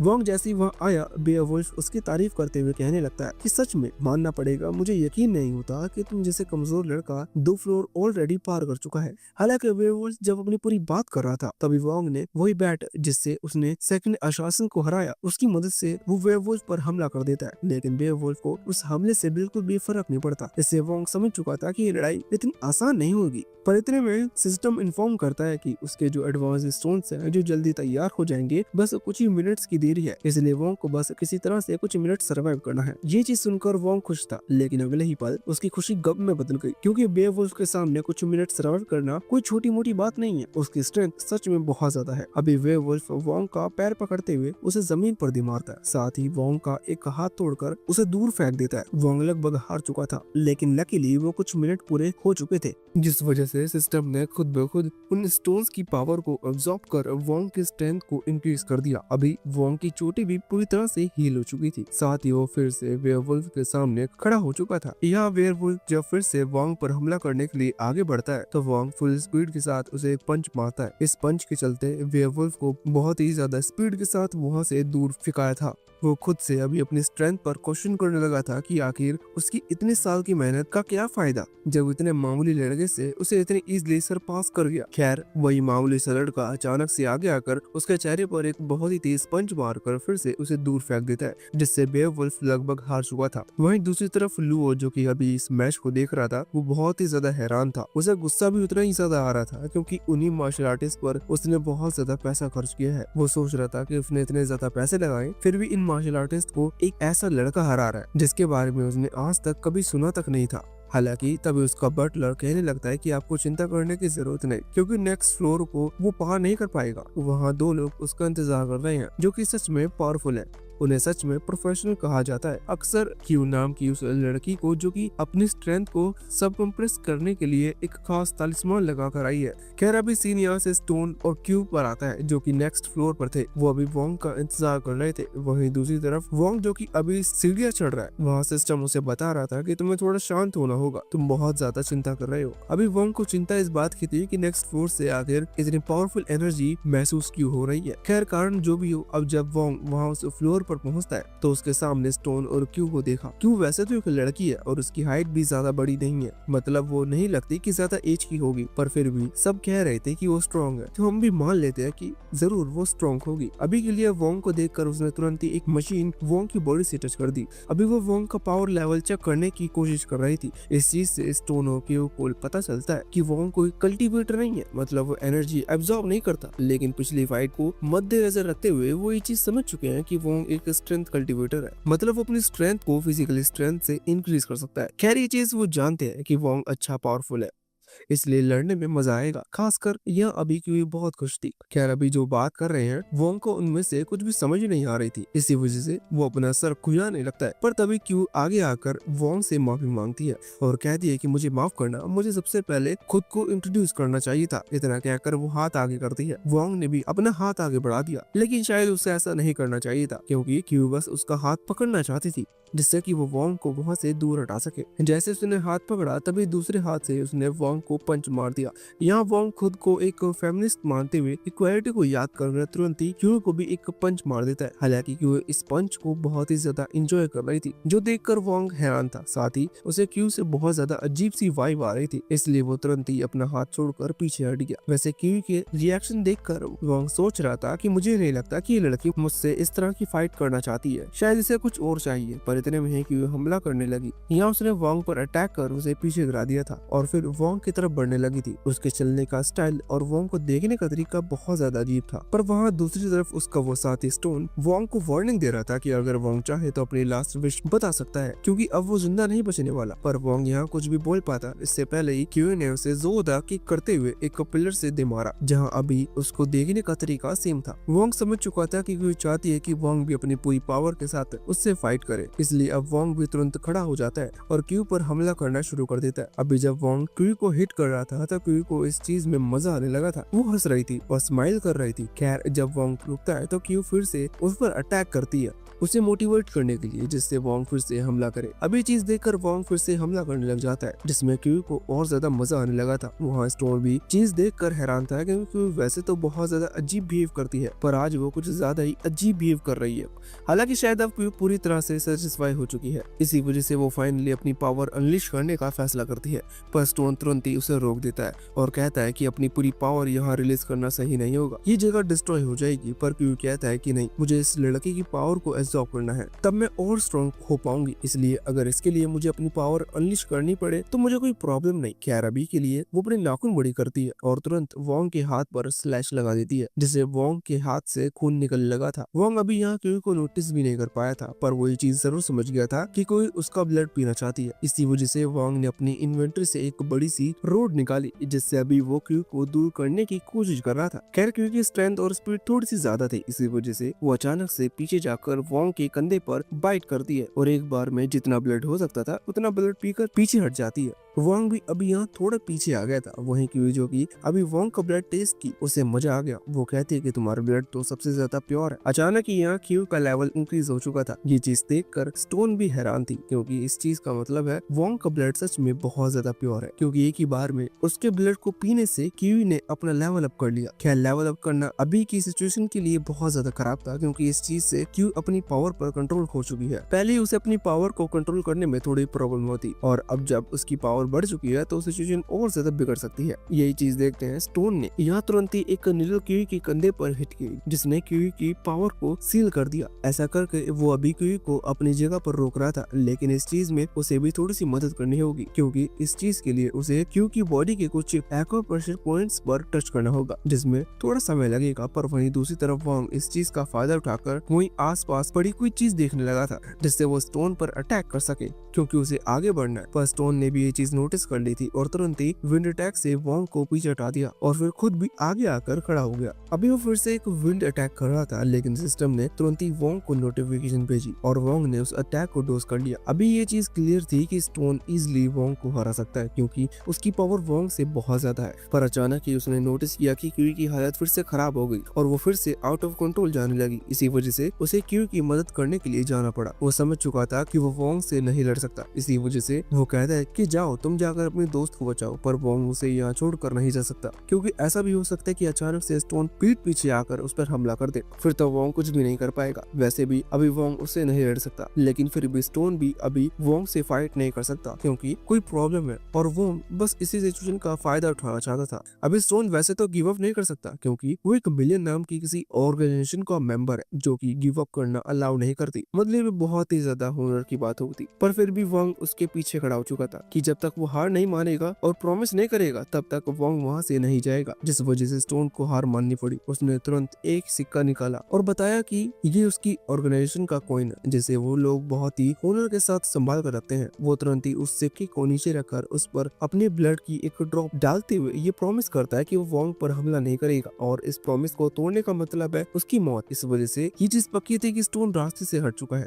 वोंग ने भी कॉइन अपने पास रख लिया और वहां से जाने लगा। हालांकि तभी वोंग को एक और चीज याद आई और तुरंत वो कैमरा निकालकर रिकॉर्ड करने लगा बैकअप के लिए। वो अभी बस स्टोन का मजाक उड़ा रहा था। खैर थोड़ी देर मजाक उड़ाकर वो वहां से चला गया, जिसके बाद स्टोन ने अपने एक दूसरे साथी से कांटेक्ट किया। ये दूसरा साथी भी असल में एक लड़की है जो कि उस कंस्ट्रक्शन साइट पर नहीं, ये कहीं और थी। अब स्टोन ने सिर्फ इसे इसलिए कांटेक्ट किया था क्योंकि ये बताना चाहता था कि वो अपने मिशन में नाकाम हुआ, क्योंकि वो एक छोटी प्रॉब्लम में फंस चुका है। वो लड़की पूछ पूछती है कि क्या हुआ, तुम और कोई ठीक तो हो। स्टोन बताता है कि हाँ हम ठीक है, बस कुछ रीजंस के चलते मुझे पीछे हटना पड़ा। अचानक ही वो लड़की बोलना बंद कर देती है। स्टोन कहता है कि तुम वही हो ना। तो उस लड़की का जवाब नहीं आता। असल में वो नीचे जमीन पर पड़ी हुई थी और ये काम शीकू का था। शीकू वहाँ पहुंच चुका है, लेकिन ये वो कंस्ट्रक्शन साइट वाली जगह नहीं है, ये दूसरी जगह है। खैर ये है कौन और कौन सी जगह है ये हमें बाद में पता चलेगा। अभी के लिए सीन वह लू पर आया, जो कि अभी पहले तो सारी वीडियो फुटेज देख रहा था जब तक वोंग ने 2 फ्लोर पार किया, लेकिन जब वोंग स्टोन और क्यू के पास पहुंचा तो उसने उस रिकॉर्डिंग पर ध्यान देना बंद कर दिया, क्योंकि उसे पता है कि वोंग अभी क्यू और स्टोन को नहीं हरा सकता। हालांकि जब उसकी नजर वापस से वहाँ स्क्रीन पर पड़ी तो उसने देखा कि वोंग फिर से अगले फ्लोर की तरफ निकल चुका है। इसका मतलब वो दोनों हार गए, जो चीज बिल्कुल भी पॉसिबल नहीं है, क्योंकि क्यू और स्टोन को सिर्फ शीकू ही हरा सकता है, लेकिन शीकू यहाँ नहीं है। तो फिर ये कैसे हो सकता है? हालांकि यहाँ उसका बटलर उसे बताता है कि वोंग ने उन्हें हराया नहीं है, बल्कि ऐसी सिचुएशन क्रिएट की है जिससे उन्हें हार माननी पड़ी। खैर वो अचानक ही वो आखिरी असासिन आ जाता है, जो कि अभी भी बचा हुआ है। वो कह रहा था कि मुझे अब चलना चाहिए। अब उस लड़के ने इजिली सभी को हरा दिया, अब मैं भी उसकी पावर देखना चाहता हूँ। यहाँ वो जहाँ तक वोंग से लड़ने की बात कर रहा था, पर लुओ कुछ और सोच रहा था। अचानक ही लुओ का बटलर कहने लगा कि मेरे हिसाब से हम यहाँ से निकलना चाहिए, क्योंकि हम शीकू के लिए यहाँ आए थे, लेकिन शीकू को कोई पता नहीं है, जबकि ये वोंग नाम का लड़का ऑलरेडी प्रॉब्लम क्रिएट कर रहा है। वो यहाँ तक पहुंचा तो आपके लिए प्रॉब्लम क्रिएट हो जाएगी, हमारे यहाँ से निकलना ही सही है। पर लुओ को इस चीज में अपनी बेइज्जती महसूस होती है, पर अंदर ही अंदर वो भी डरा हुआ था। इसी वजह से वो उस आखिरी बचे असासिन से कहने लगता है कि क्या तुम कुछ कर सकते हो, क्या तुम अभी भी इस मिशन में हमारा साथ दोगे। वो यहाँ 3 गुना पेमेंट देने को भी तैयार था, लेकिन इससे उस असासिन को गुस्सा आ जाता है, क्योंकि लुओ यहाँ पैसे के थ्रू उसे खरीदने की कोशिश कर रहा था। इसी कारण से उस असासिन ने लुओ की तरफ हमला कर दिया,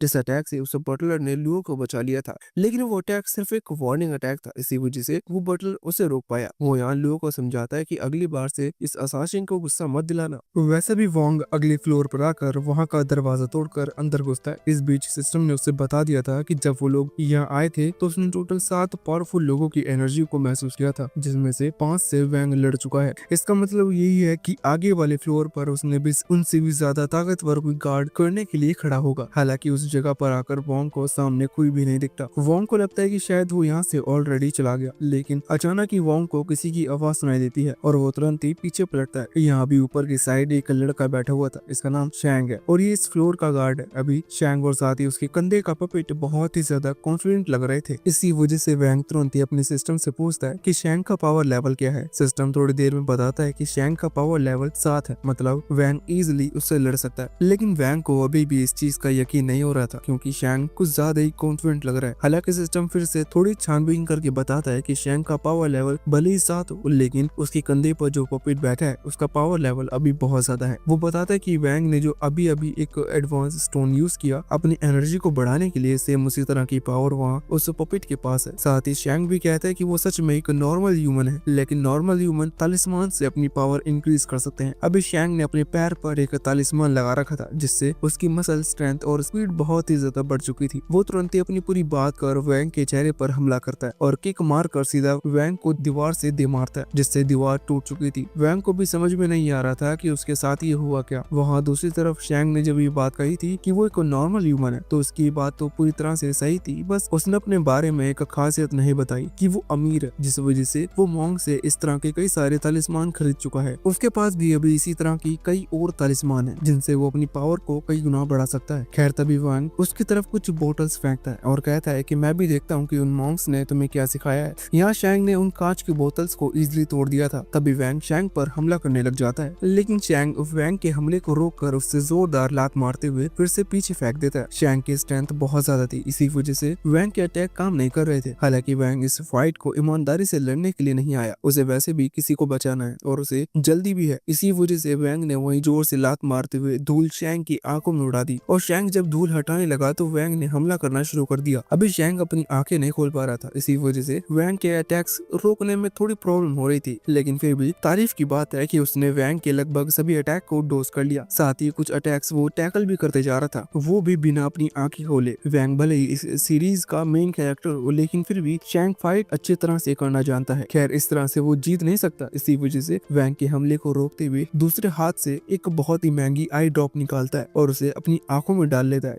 जिससे उसे फिर से दिखना शुरू हो चुका था। उसने अपनी आंखें खोल ली थी, इसी वजह से अभी फाइट उसके लिए थोड़ी आसान हो गई। अभी वैंग तभी से लगातार हमले कर रहा था जिन्हें शैंक अभी भी रोक रहा था। अचानक ही शैंक अपनी दूसरी पॉकेट से एक एक्सप्लोसिव तलिस्मान निकालता है और उसे वैंग की चेस्ट पर लगाकर धक्का मारते हुए वैंग को दूर हटा देता है। उस तलिस्मान से वैंग को थोड़ा और डैमेज पहुंच जाता है, पर फिर से वो हमला करने लगा था, जो देखकर शैंक भी आगे बढ़कर अटैक करना शुरू करता है और एक बार फिर से जोरदार लात मारकर वैंग को दूर फेंक देता है। अभी इस अटैक से वैंग को अच्छा खासा डैमेज पहुंच चुका था, जिस वजह से उसे फिर से खड़े होने में थोड़ा समय लगता है, लेकिन फिर भी किसी तरह से वो खड़ा हो जाता है। हालांकि उसी समय वो नोटिस करता है कि शैंक का वो पपेट, जो कि इतनी देर से शांत था, अचानक उसकी तरफ हमला करने लगा। वांग ने सबसे पहले उसे डोज किया, लेकिन अचानक ही फिर से वो पपेट एक जगह पर रुककर किसी तरह की ग्रीन एनर्जी वैंग की तरफ फेंकने लगा। वैंग को नहीं पता कि ये एनर्जी क्या है, लेकिन फिर भी ये चीज क्लियर है कि अगर तब वो एनर्जी वांग को हिट करती तो उसे अच्छी खासी चोट पहुंचेगी और शायद वो मारा भी जाए। इसी डर की वजह से वो उन हमलों को डोज करने लग जाता है। यहाँ वैंग ने थोड़ी समझदारी दिखाई, क्योंकि वो उन एनर्जी बीम को डोज करते हुए धीरे धीरे उस पपेट के करीब बढ़ रहा है। अभी वैंग उस पपेट के पास आकर उसे नॉकआउट तो कर देता है, लेकिन इस बीच वो ये भूल जाता है कि उसका असली अपोनेंट शैंक था। अभी जितनी देर वैंग उस पपेट के साथ डिस्ट्रैक्ट रहा था, तब शैंक ऑलरेडी अपने अगले अटैक की तैयारी कर चुका था। शैंक अचानक से छलांग लगाकर वैंग पर हमला करता है और इस बार वो लात नहीं बल्कि पंच मारता है, जिससे वैंग के मुंह से खून निकलने लग जाता है। ये पंच सच में बहुत ज्यादा पावरफुल था, क्योंकि शैंक ने इसमें ना जाने किस किस तलिस्मान का इस्तेमाल किया था। अभी वैंग का चेहरा बड़ा अजीब लग रहा था, क्योंकि उसके मुंह से खून निकल रहा है। साथ ही वहाँ शैंक के चेहरे पर स्माइल थी, क्योंकि उसे ना जाने क्यों पर इस तरह के दूसरों को चोट पहुंचाने में मजा आता है। हालांकि अचानक ही वो वैंग के चेहरे पर स्माइल करता है, जिसका राज उसे कुछ देर बाद पता चलेगा, जब शैंक ने हमला किया। इस बीच वैंग के नजदीक गया। वैंग ने भी अटैक को झेल लिया था, लेकिन साथ ही दूसरे हाथ से शैंक के बाल पकड़ लिए थे। वैंग उन बालों को खींचता है और शैंक को दर्द होता है और वो वैंग के हाथ से बालों को छुड़ाने लगता है। ये परफेक्ट टाइम था एक क्लोज रेंज अटैक करने के लिए। अभी तक वैंग के जितने भी हमले थे, शैंक ने सभी को डोज किया था या फिर टैकल किया, मतलब किसी भी हमले को उसने खुद के ऊपर नहीं लिया था, जिस वजह से वैंग की पावर का नहीं पता। वैंग ऑलरेडी अपनी पावर को बहुत बढ़ा चुका है, इसी वजह से वो सारी पावर एक पंच में ट्रांसफॉर्म कर जोरदार मुक्का यहाँ शैंक के पेट में मार देता है, जिसकी वजह से शैंक बहुत ज्यादा दूर फेंक चुका था। अभी वैंग को खुद अपने डिसीजन पर रिग्रेट हो रहा था, क्योंकि पहले जो चीज तो ये उसने कुछ ज्यादा ही पावर का इस्तेमाल किया, और दूसरी चीज ये कि शैंक ऑलरेडी बता चुका था कि वो एक नॉर्मल ह्यूमन है और साथ ही उसके पावर पॉइंट 6 है। इसका मतलब उसके पास ज्यादा पावर नहीं है। अभी वैंग सोच रहा था कि कहीं उसके इस मुक्के की वजह से शैंक मारा ना गया हो। हालांकि तभी वैंग नोटिस करता है कि शैंक के बाल वैंग के हाथ में रह गए, मतलब उसके बाल जा चुके हैं या फिर अच्छे खासे बाल टूट चुके हैं। वो अचानक ही शैंक हिलना शुरू करता है, जिससे वैंग तो ये समझ गया था कि चलो शैंक मरा नहीं, पर अचानक ही जब शैंक यहाँ खड़ा होता है तो वैंग की तारीफ करने लग जाता है, क्योंकि वैंग ने सच में उसे लगभग जान से ही मार दिया था। वो तो उसने इस तरह की सिचुएशन से बचने के लिए ऑलरेडी अपनी चेस्ट पर एक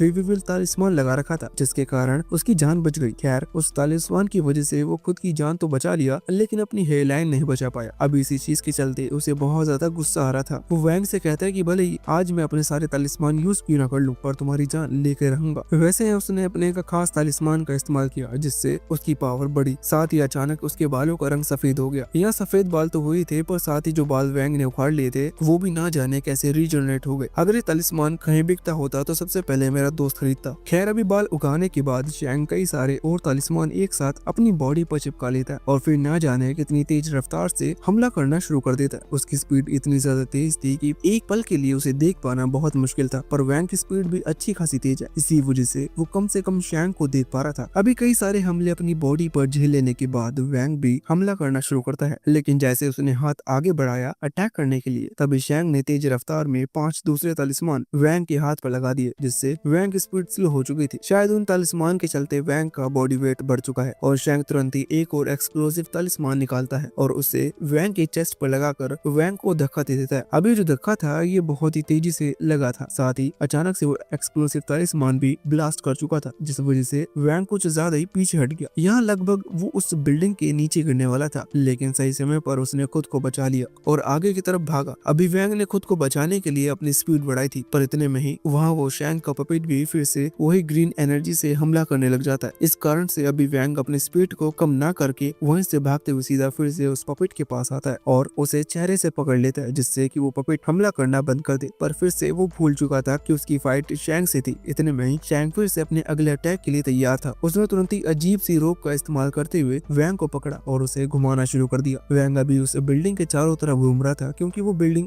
अंडर कंस्ट्रक्शन थी, जिस वजह से आसपास की दीवार नहीं है। यहाँ शैंग वैंग को गोल घुमा कर सीधा एक दीवार से जाकर दे मारता है। वैंग यहाँ चौथी बार वॉल से टकराया है, पर फिर भी हर बार वॉल ही टूटी है। वोंग का एक भी दांत नहीं, वो अच्छा टूथपेस्ट यूज करता है। वैसे अभी वोंग को इस तरह से मार खाता हुआ देख वहाँ शैंग बहुत खुश था। वो तुरंत वैंग के पास आता है। वैंग अभी फिर से खड़े होने की कोशिश कर रहा था। शैंग उससे कहने लगता है कि तुम्हें पता है कि अभी अभी जो तलिस्मान में तुम्हारे हाथ पर लगाए थे वो कितने महंगे थे। वो उनका प्राइस 3.5 मिलियन बताता है, जो कि सच में बहुत ज्यादा है। हालांकि वैंग ने थोड़ी कहा था कि वो उन तलिस्मान का इस्तेमाल करे। खैर शैंग इसलिए बता रहा था क्योंकि अभी तक वो तलिस्मान पूरी तरह से काम करना शुरू किए ही नहीं थे। वो तुरंत ही उनकी पावर एक्टिवेट करता है और शैंग जब हमला करने के लिए कोशिश करता है तो अचानक वैंग के हाथ भारी हो जाते हैं, क्योंकि उन तलिस्मान की वजह से वैंग के हाथ का वजन बहुत ही ज्यादा बढ़ चुका था। वैंग अभी खुद के हाथों को उठा नहीं पा रहा था। इतने में ही शैंग कहने लगता है कि मैं तुम्हें एक और तलिस्मान दिखाना चाहता हूँ, इसका छोटा वर्जन तुम पहले ही देख चुके हो। अभी शैंग अपने पास से एक एक्सक्लूसिव एक्सप्लोसिव तलिस्मान निकालता है। एक्सक्लूसिव इसलिए क्योंकि ये सच में बहुत ज्यादा महंगा था। अभी शैंग कह रहा था कि इतने महंगे तलिस्मान को उसने बस इमरजेंसी के लिए खरीदा था, लेकिन अभी वैंग को खत्म करने के लिए वो इतने पैसे खर्च कर सकता है। इतना कहकर वो उस तलिस्मान को वैंग की तरफ फेंकता है और उसे एक्टिवेट कर देता है, जिससे वहाँ एक बहुत ही तेज धमाका होता है। इस धमाके की वजह से वो बिल्डिंग का हिस्सा अभी आग में जलने लगता है। अभी दूसरी तरफ लुओ, जो कि सीसीटीवी से इस फाइट को देख रहा था, वो बहुत ज्यादा खुश था क्योंकि उसे लग रहा था कि वैंग अब तक तो मारा जा चुका होगा। लेकिन यहाँ आग की लपटें जैसे ही हटती हैं तो शैंग देखता है कि वैंग अभी भी वहीं बैठा हुआ है जहाँ वो पहले बैठा था। वैंग ने सही समय पर अपनी इन्वेंट्री से एक शोवल समन की, जिससे उसने खुद को बचा लिया। अब मुझे नहीं पता कि एक शोवल से वो इतने खतरनाक धमाके से कैसे बच गया। खैर एक पल के लिए समझा जा सकता है कि उस शोवल की मदद से वैंग ने अपने फेस को कवर किया और खुद को बचा लिया, लेकिन बाकी बॉडी कैसे बची? साथ ही उसके कपड़े भी अभी पूरी तरह से नहीं जले हैं, जबकि पीछे की ईंटों की दीवार जल चुकी है। वैसे भी इन सबको देखकर अभी शैंग सबसे ज्यादा हैरान था,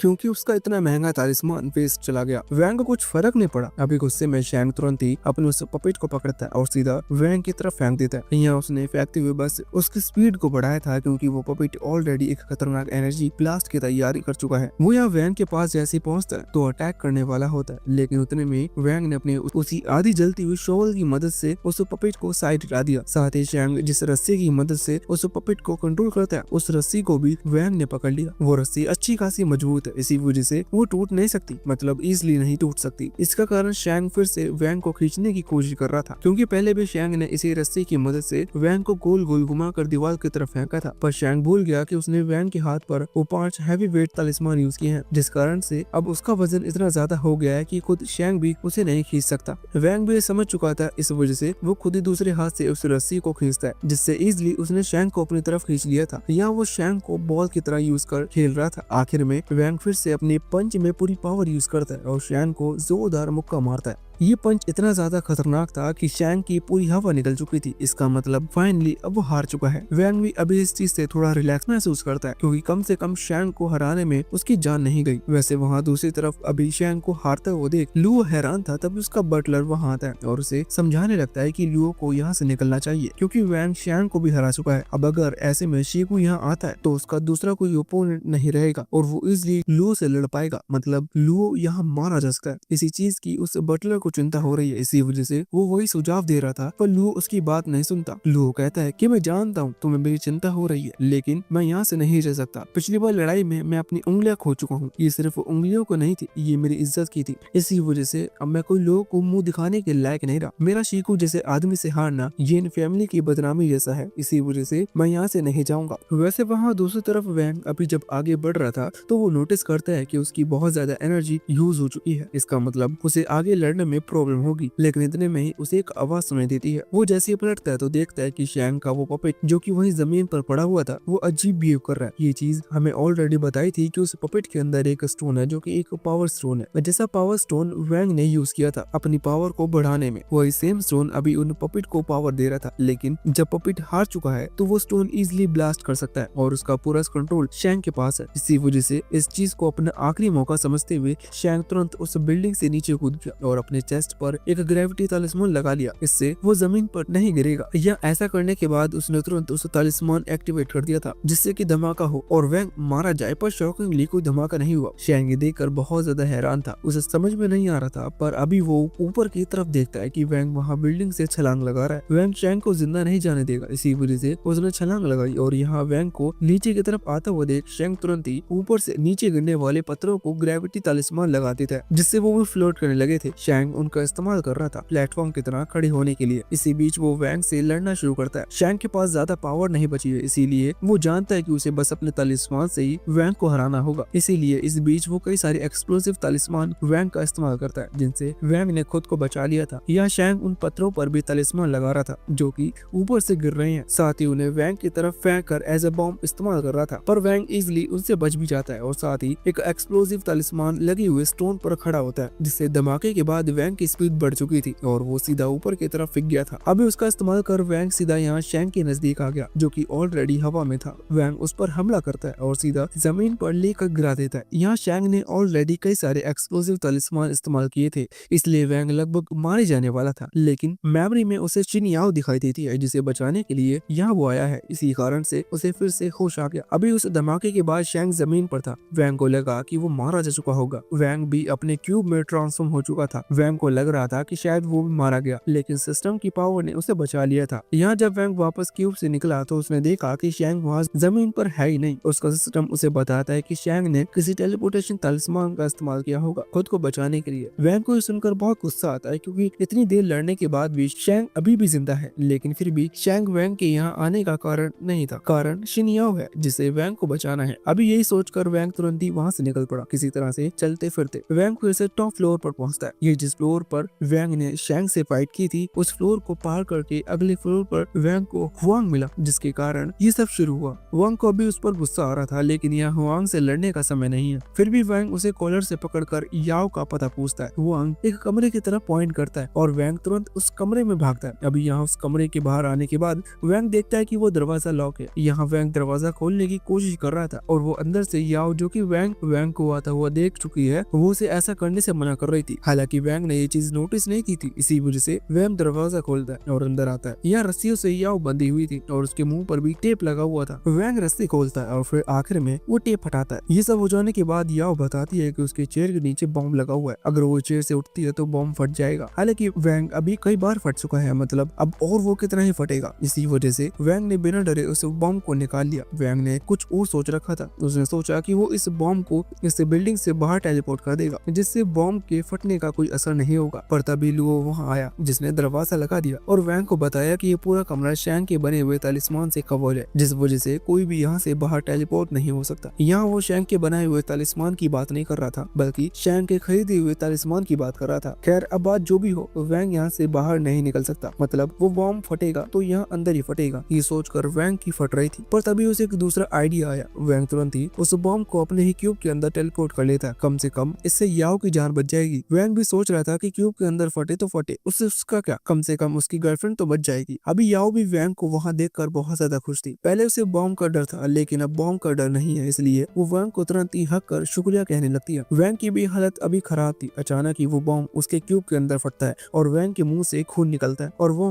अनकॉन्शियस हो जाता है, मतलब वोंग लगभग बेहोश हो चुका था। याओ को कुछ समझ में नहीं आता। अभी वोंग जमीन पर गिर चुका था। याओ वोंग के पास आती है और रोने लगती है। उसे अभी कुछ भी समझ में नहीं आ रहा था। वहाँ दूसरी तरफ लुओ, जिसका प्लान था कि वो याओ की जान लेगा, क्योंकि याओ की जान चली जाएगी तो शीको को सबसे ज्यादा दुख होगा। ना जाने क्यों, मतलब याओ शीको की कोई गर्लफ्रेंड वगैरह या बेटी तो है नहीं, तो उसे दुख होगा। उसने तो बस एक बार याओ को बचाया था। खैर, फिर भी लुओ को ऐसा लगता है वो सच में गधा है, इसी वजह से याओ को मारना चाहता है। इसका प्लान नाकाम हुआ। अभी भी उसके पास दूसरा तरीका है। वो तुरंत दरवाजा खोलता है, एक गन निकालता है और इजिली 2 गोली धक धक मार कर लुओ याओ को नीचे गिरा देता है। याओ के लगभग जान जा चुकी थी, मतलब मुझे तो नहीं लगता। अभी ऐसा करने के बाद लुओ वहाँ से जाने लगा था। उसी दौरान लुओ का बट लगाता है और कहता है कि हमें इस जगह को छोड़कर चलना चाहिए, क्योंकि शीको पहुंच चुका है। अभी बॉम्ब तो उस कमरे में नहीं फटा, लेकिन कुछ और चीज फट चुकी थी। इसी वजह से लुओ और वो बटलर तुरंत ही वहाँ से चले गए। इधर वैंग, जो कि अनकॉन्शियस है लेकिन फिर भी थोड़ा बहुत समझ पा रहा है, उसके हाथ पर अभी याओ का ब्लड था। वैंग अभी बहुत ज्यादा दर्द में था, लेकिन फिर भी वो किसी तरह से बैठता है और फैसला करता है कि बेहोश होने से पहले उसे किसी भी तरह से याओ को हॉस्पिटल पहुंचाना होगा, तभी वो बच सकती है। पर इतने इतने में ही वहाँ शीकू आ गया। शीकू वैंग से कहता है कि वो याओ को नहीं बचा पाएगा। इतना कहकर उसने याओ को उठाया और खुद उस बिल्डिंग से छलांग लगा दी। वैंग को नहीं पता कि शीकू नाम का आदमी है कौन। वैंग के लिए अभी सिचुएशन कुछ ऐसी थी कि एक अजीब सा रैंडम आदमी आया जिसने याओ को उठाया और बिल्डिंग से छलांग लगा दी। अभी तुम लोग कुछ भी कहो, पर अगर वैंग के पर्सपेक्टिव से देखा जाए तो ये सब सही चल रहा है। याओ को लगा कि शायद वो रैंडम आदमी और साथ ही याओ उतनी बड़ी बिल्डिंग से छलांग लगाकर मारे जा चुके होंगे, पर शॉकिंगली अचानक ही शीकू याओ को लेकर वहाँ हवा में फ्लोट करने लगता है। यहाँ से जाने से पहले वो वॉन्ग से कहता है कि यहाँ जो कुछ भी हुआ ये सब उसी की वजह से हुआ, इसी वजह से आगे की सिचुएशन वो खुद संभाल लेगा।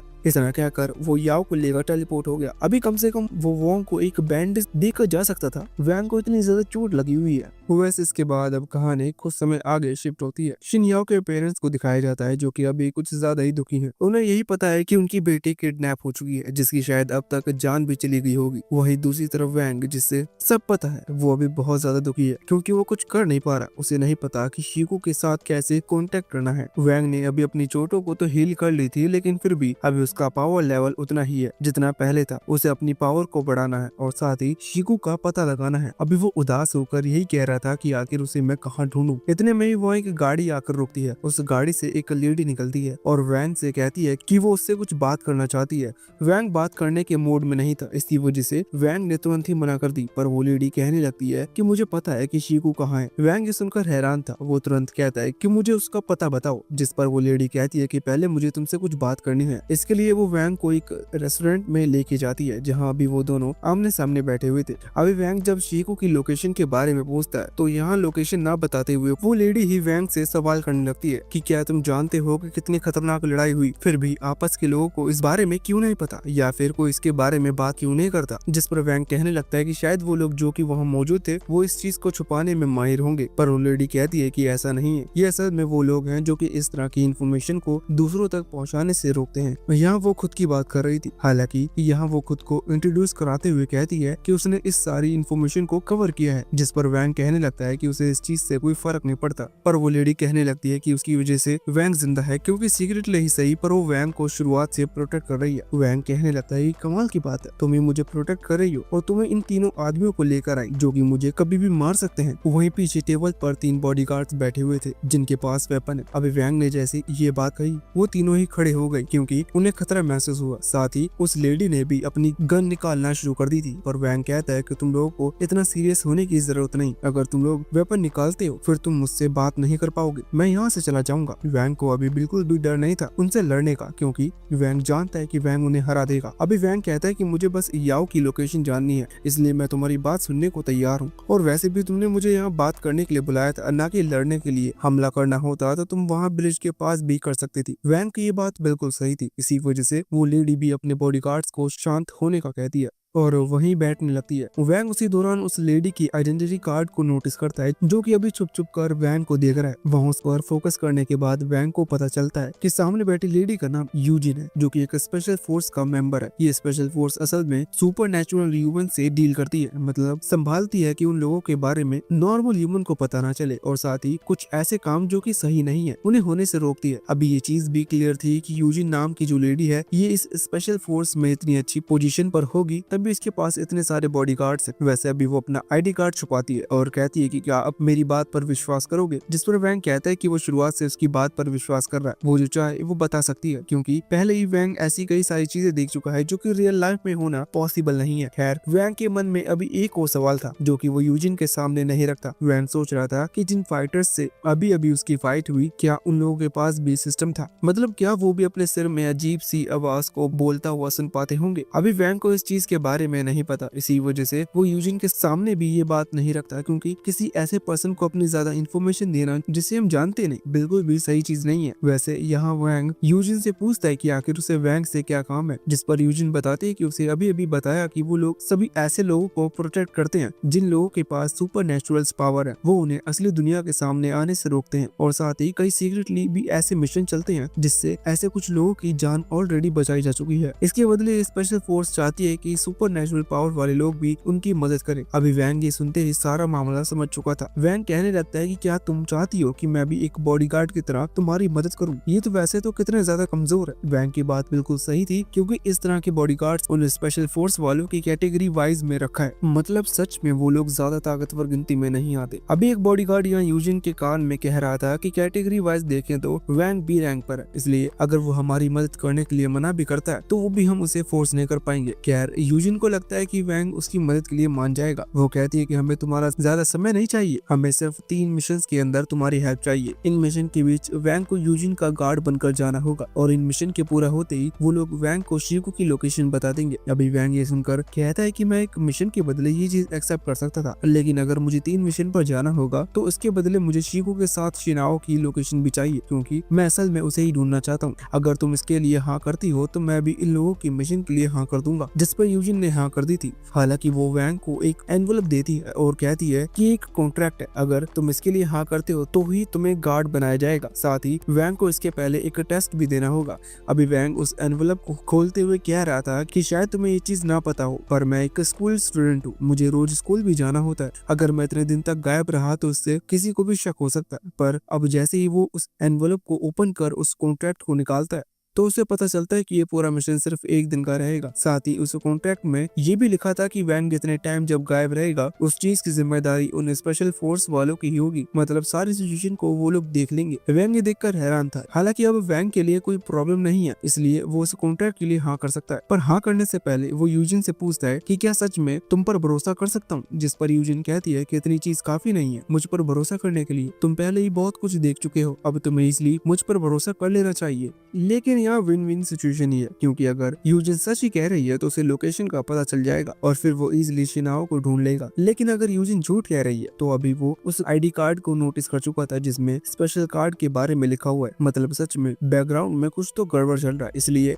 इन मिशंस के बीच वैंग कुछ अच्छी खासी इन्फॉर्मेशन निकाल सकता है सुपर ह्यूमंस और साथ ही उसकी पावर्स के बारे में और साथ ही इस तरह की स्पेशल फोर्स के बारे में भी कि आखिर ये लोग करते क्या है। भले ही उसका मेन टारगेट शिनाओ है और उसे शिनाओ को ही ढूंढना है, लेकिन फिर भी रास्ते में इन्फॉर्मेशन मिलेगी तो लेते चलनी चाहिए। वैसे अब तभी सीन चेंज होता है और उसे कार पर आता है जिसमें यूजिन अपने एक स्पेशल गार्ड के साथ जा रही है। ये गार्ड उसका पर्सनल गार्ड है, इस वजह से मैंने स्पेशल वर्ड का इस्तेमाल किया। इस पर यूजिन भरोसा करती है। अभी रास्ते में गाड़ी चलाते वक्त वो गार्ड यूजिन से पूछ रहा था कि क्या हमें सच में वैंग पर भरोसा करना चाहिए, क्योंकि वो एक सुपर ह्यूमन है, उसके पास डेंजरस पावर है और आज से पहले हमने ऐसे किसी भी पर्सन पर भरोसा नहीं किया। इस पर यूजिन कहने लगती है कि उसके ग्रैंडफादर ने उसे एक ही बात कही थी। यहाँ वो ओल्ड मैन कह रही थी, शायद वो अपने ग्रैंडफादर की ही बात कर रही होगी। वो बोल रही थी कि उन्होंने कहा था कि हमें रिस्क लेना चाहिए क्योंकि इसी से हम अमीर बन सकते हैं और वैसे भी वैंग एक अच्छा लड़का है। वो बताती है कि उसने वैंग इन्फॉर्मेशन निकाली थी जिससे उसे पता चला कि वैंग एक इनोसेंट लड़का है। पूरी सिचुएशन में वैंग की कोई गलती नहीं थी। फिर भी इस बीच वैंग की पावर जरूर सबके सामने आ गई। वो बताती है कि अगर वैंग इस तरह से प्रोग्रेस करता रहा तो 1 महीने के अंदर ही वो कैटेगरी बी रैंक के सभी लोगों को इजिली हराने में कामयाब हो जाएगा। इसी वजह से वो वैंग को अपनी तरफ करना चाहती है, या फिर यूँ कह लो कि इसका थोड़ा इस्तेमाल करना चाहती है। इस पर वो पर्सनल गार्ड कह रहा था कि ये बात तो सही है, पर ध्यान रखना कि कोई गड़बड़ ना हो, वरना इतनी पावर को हम भी नहीं सहन कर पाएंगे। जिस पर वहाँ यूजिन वही रिपीट बात करती है कि रिस्क से ही आदमी अमीर बनता है। खैर इसी बीच हम देखते हैं कि वही उनके सर के ऊपर एक क्यूब रखा है जिसके अंदर वैंग आराम से लेट कर उनकी बातें सुन रहा था। वैंग समझ चुका था कि यूजिन बहुत ही ज्यादा लालची है और वो उसका इस्तेमाल कर रही है, लेकिन ये एक अच्छी चीज है, मतलब बहुत अच्छी चीज होती अगर वो सामने वाले के पास हो और साथ ही तुम्हें पता हो कि उसे किस चीज की लालच है, क्योंकि फिर तुम उसका इस्तेमाल कर सकते हो। वैंग भी अभी यही सोच रहा था। अब जब उसे पता चल चुका है कि यूजिन क्या चाहती है तो वो उसे उस चीज को यूज कर सकता है यूजिन को इस्तेमाल करने के लिए। वैसे अब इसके बाद सीन वापस से उसी कार के अंदर आता है जहाँ अभी वो पर्सनल गार्ड, उसका नाम लिंग है, वो यूजिन से पूछ रहा था कि क्या वो सच में वैंग को शिकू की लोकेशन के बारे में बताने वाली है, क्योंकि उन लोगों के पास जितनी इन्फॉर्मेशन है और अगर वो लीक होती है तो वो बहुत बड़ी प्रॉब्लम में फंस जाएंगे। इस पर यूजिन कहती है कि नहीं, वो कभी इन्फॉर्मेशन को लीक नहीं करेगी। वो बताती है कि वैंग को ज्यादा नॉलेज नहीं है, वो अभी कुछ भी नहीं जानता, इस वजह से अगर हम उसे कैटेगरी डी तक की नॉलेज भी देते हैं तो वो भी से लगेगा कि उसे काफी नॉलेज मिल गई, जबकि हम उसे कम से कम कुछ बताएंगे ही नहीं। वैसे अभी यहाँ कुछ बातें तो मुझे भी समझ में नहीं आ रही थी, क्योंकि यहाँ क्या चल रहा है ये ज्यादा अच्छे से अभी नहीं समझाया गया, मतलब सब कुछ अलग ही चल रहा है। खैर वैंग ने सारी बातें सुन ली थी, जिस वजह से वो तुरंत ही उस क्यूब से निकल कर आता है और उस कार से दूर हट जाता है। अभी वो कह रहा था कि भले यूजिन उसका इस्तेमाल करने की कोशिश कर रही है, लेकिन फिर भी वो खुद को इस्तेमाल करने देगा, क्योंकि यहाँ वो यूजिन का फायदा उठा रहा है। उसे जितनी इन्फॉर्मेशन खुद से मिलेगी वो उतनी इन्फॉर्मेशन निकाल कर रहेगा। वैसे ही अभी यहाँ इस सीन के बाद सीन सीधा अगले दिन पर शिफ्ट होता है, जहाँ हम देखते हैं कि वैंग अभी उसी पर्सनल गार्ड के टेस्ट को देने जा रहा था। यूजिन ने कहा था कि उसे वैंग एज अ गार्ड चाहिए 3 मिशन के लिए, जिसके लिए वैंग ने हाँ कर दी। यूजिन ने बताया था कि उसे उसके लिए एक टेस्ट देना होगा, क्योंकि वो ऐसे ही किसी को भी अपना पर्सनल गार्ड नहीं बना सकती। उसने ये बात कहने के बाद वैंग को एक लोकेशन भी दी थी, जिस जगह की तरफ अभी वैंग बढ़ रहा है। वैसे कुछ देर में वहाँ पहुँचने के बाद वैंग को पता चलता है कि इस टेस्ट के लिए बहुत सारे लोग आए हैं। ये चीज पहले यूजिन बता चुकी है कि वो किसी को भी पर्सनल गार्ड नहीं बना सकती, इसी वजह से इन लोगों का टेस्ट लिया जाना है। अचानक ही एक आदमी वहाँ आकर इंफॉर्मेशन देना शुरू करता है कि मिस यूजिन के लिए जिसे पर्सनल गार्ड चुना जाएगा उसके अंदर 3 क्वालिटी होनी चाहिए, प्रिपरेशन, स्पीड और कॉम्बैट, जिसके लिए आज वो लोग टेस्ट देने वाले हैं। सबसे पहले टेस्ट के लिए सभी को एक साथ बुलाया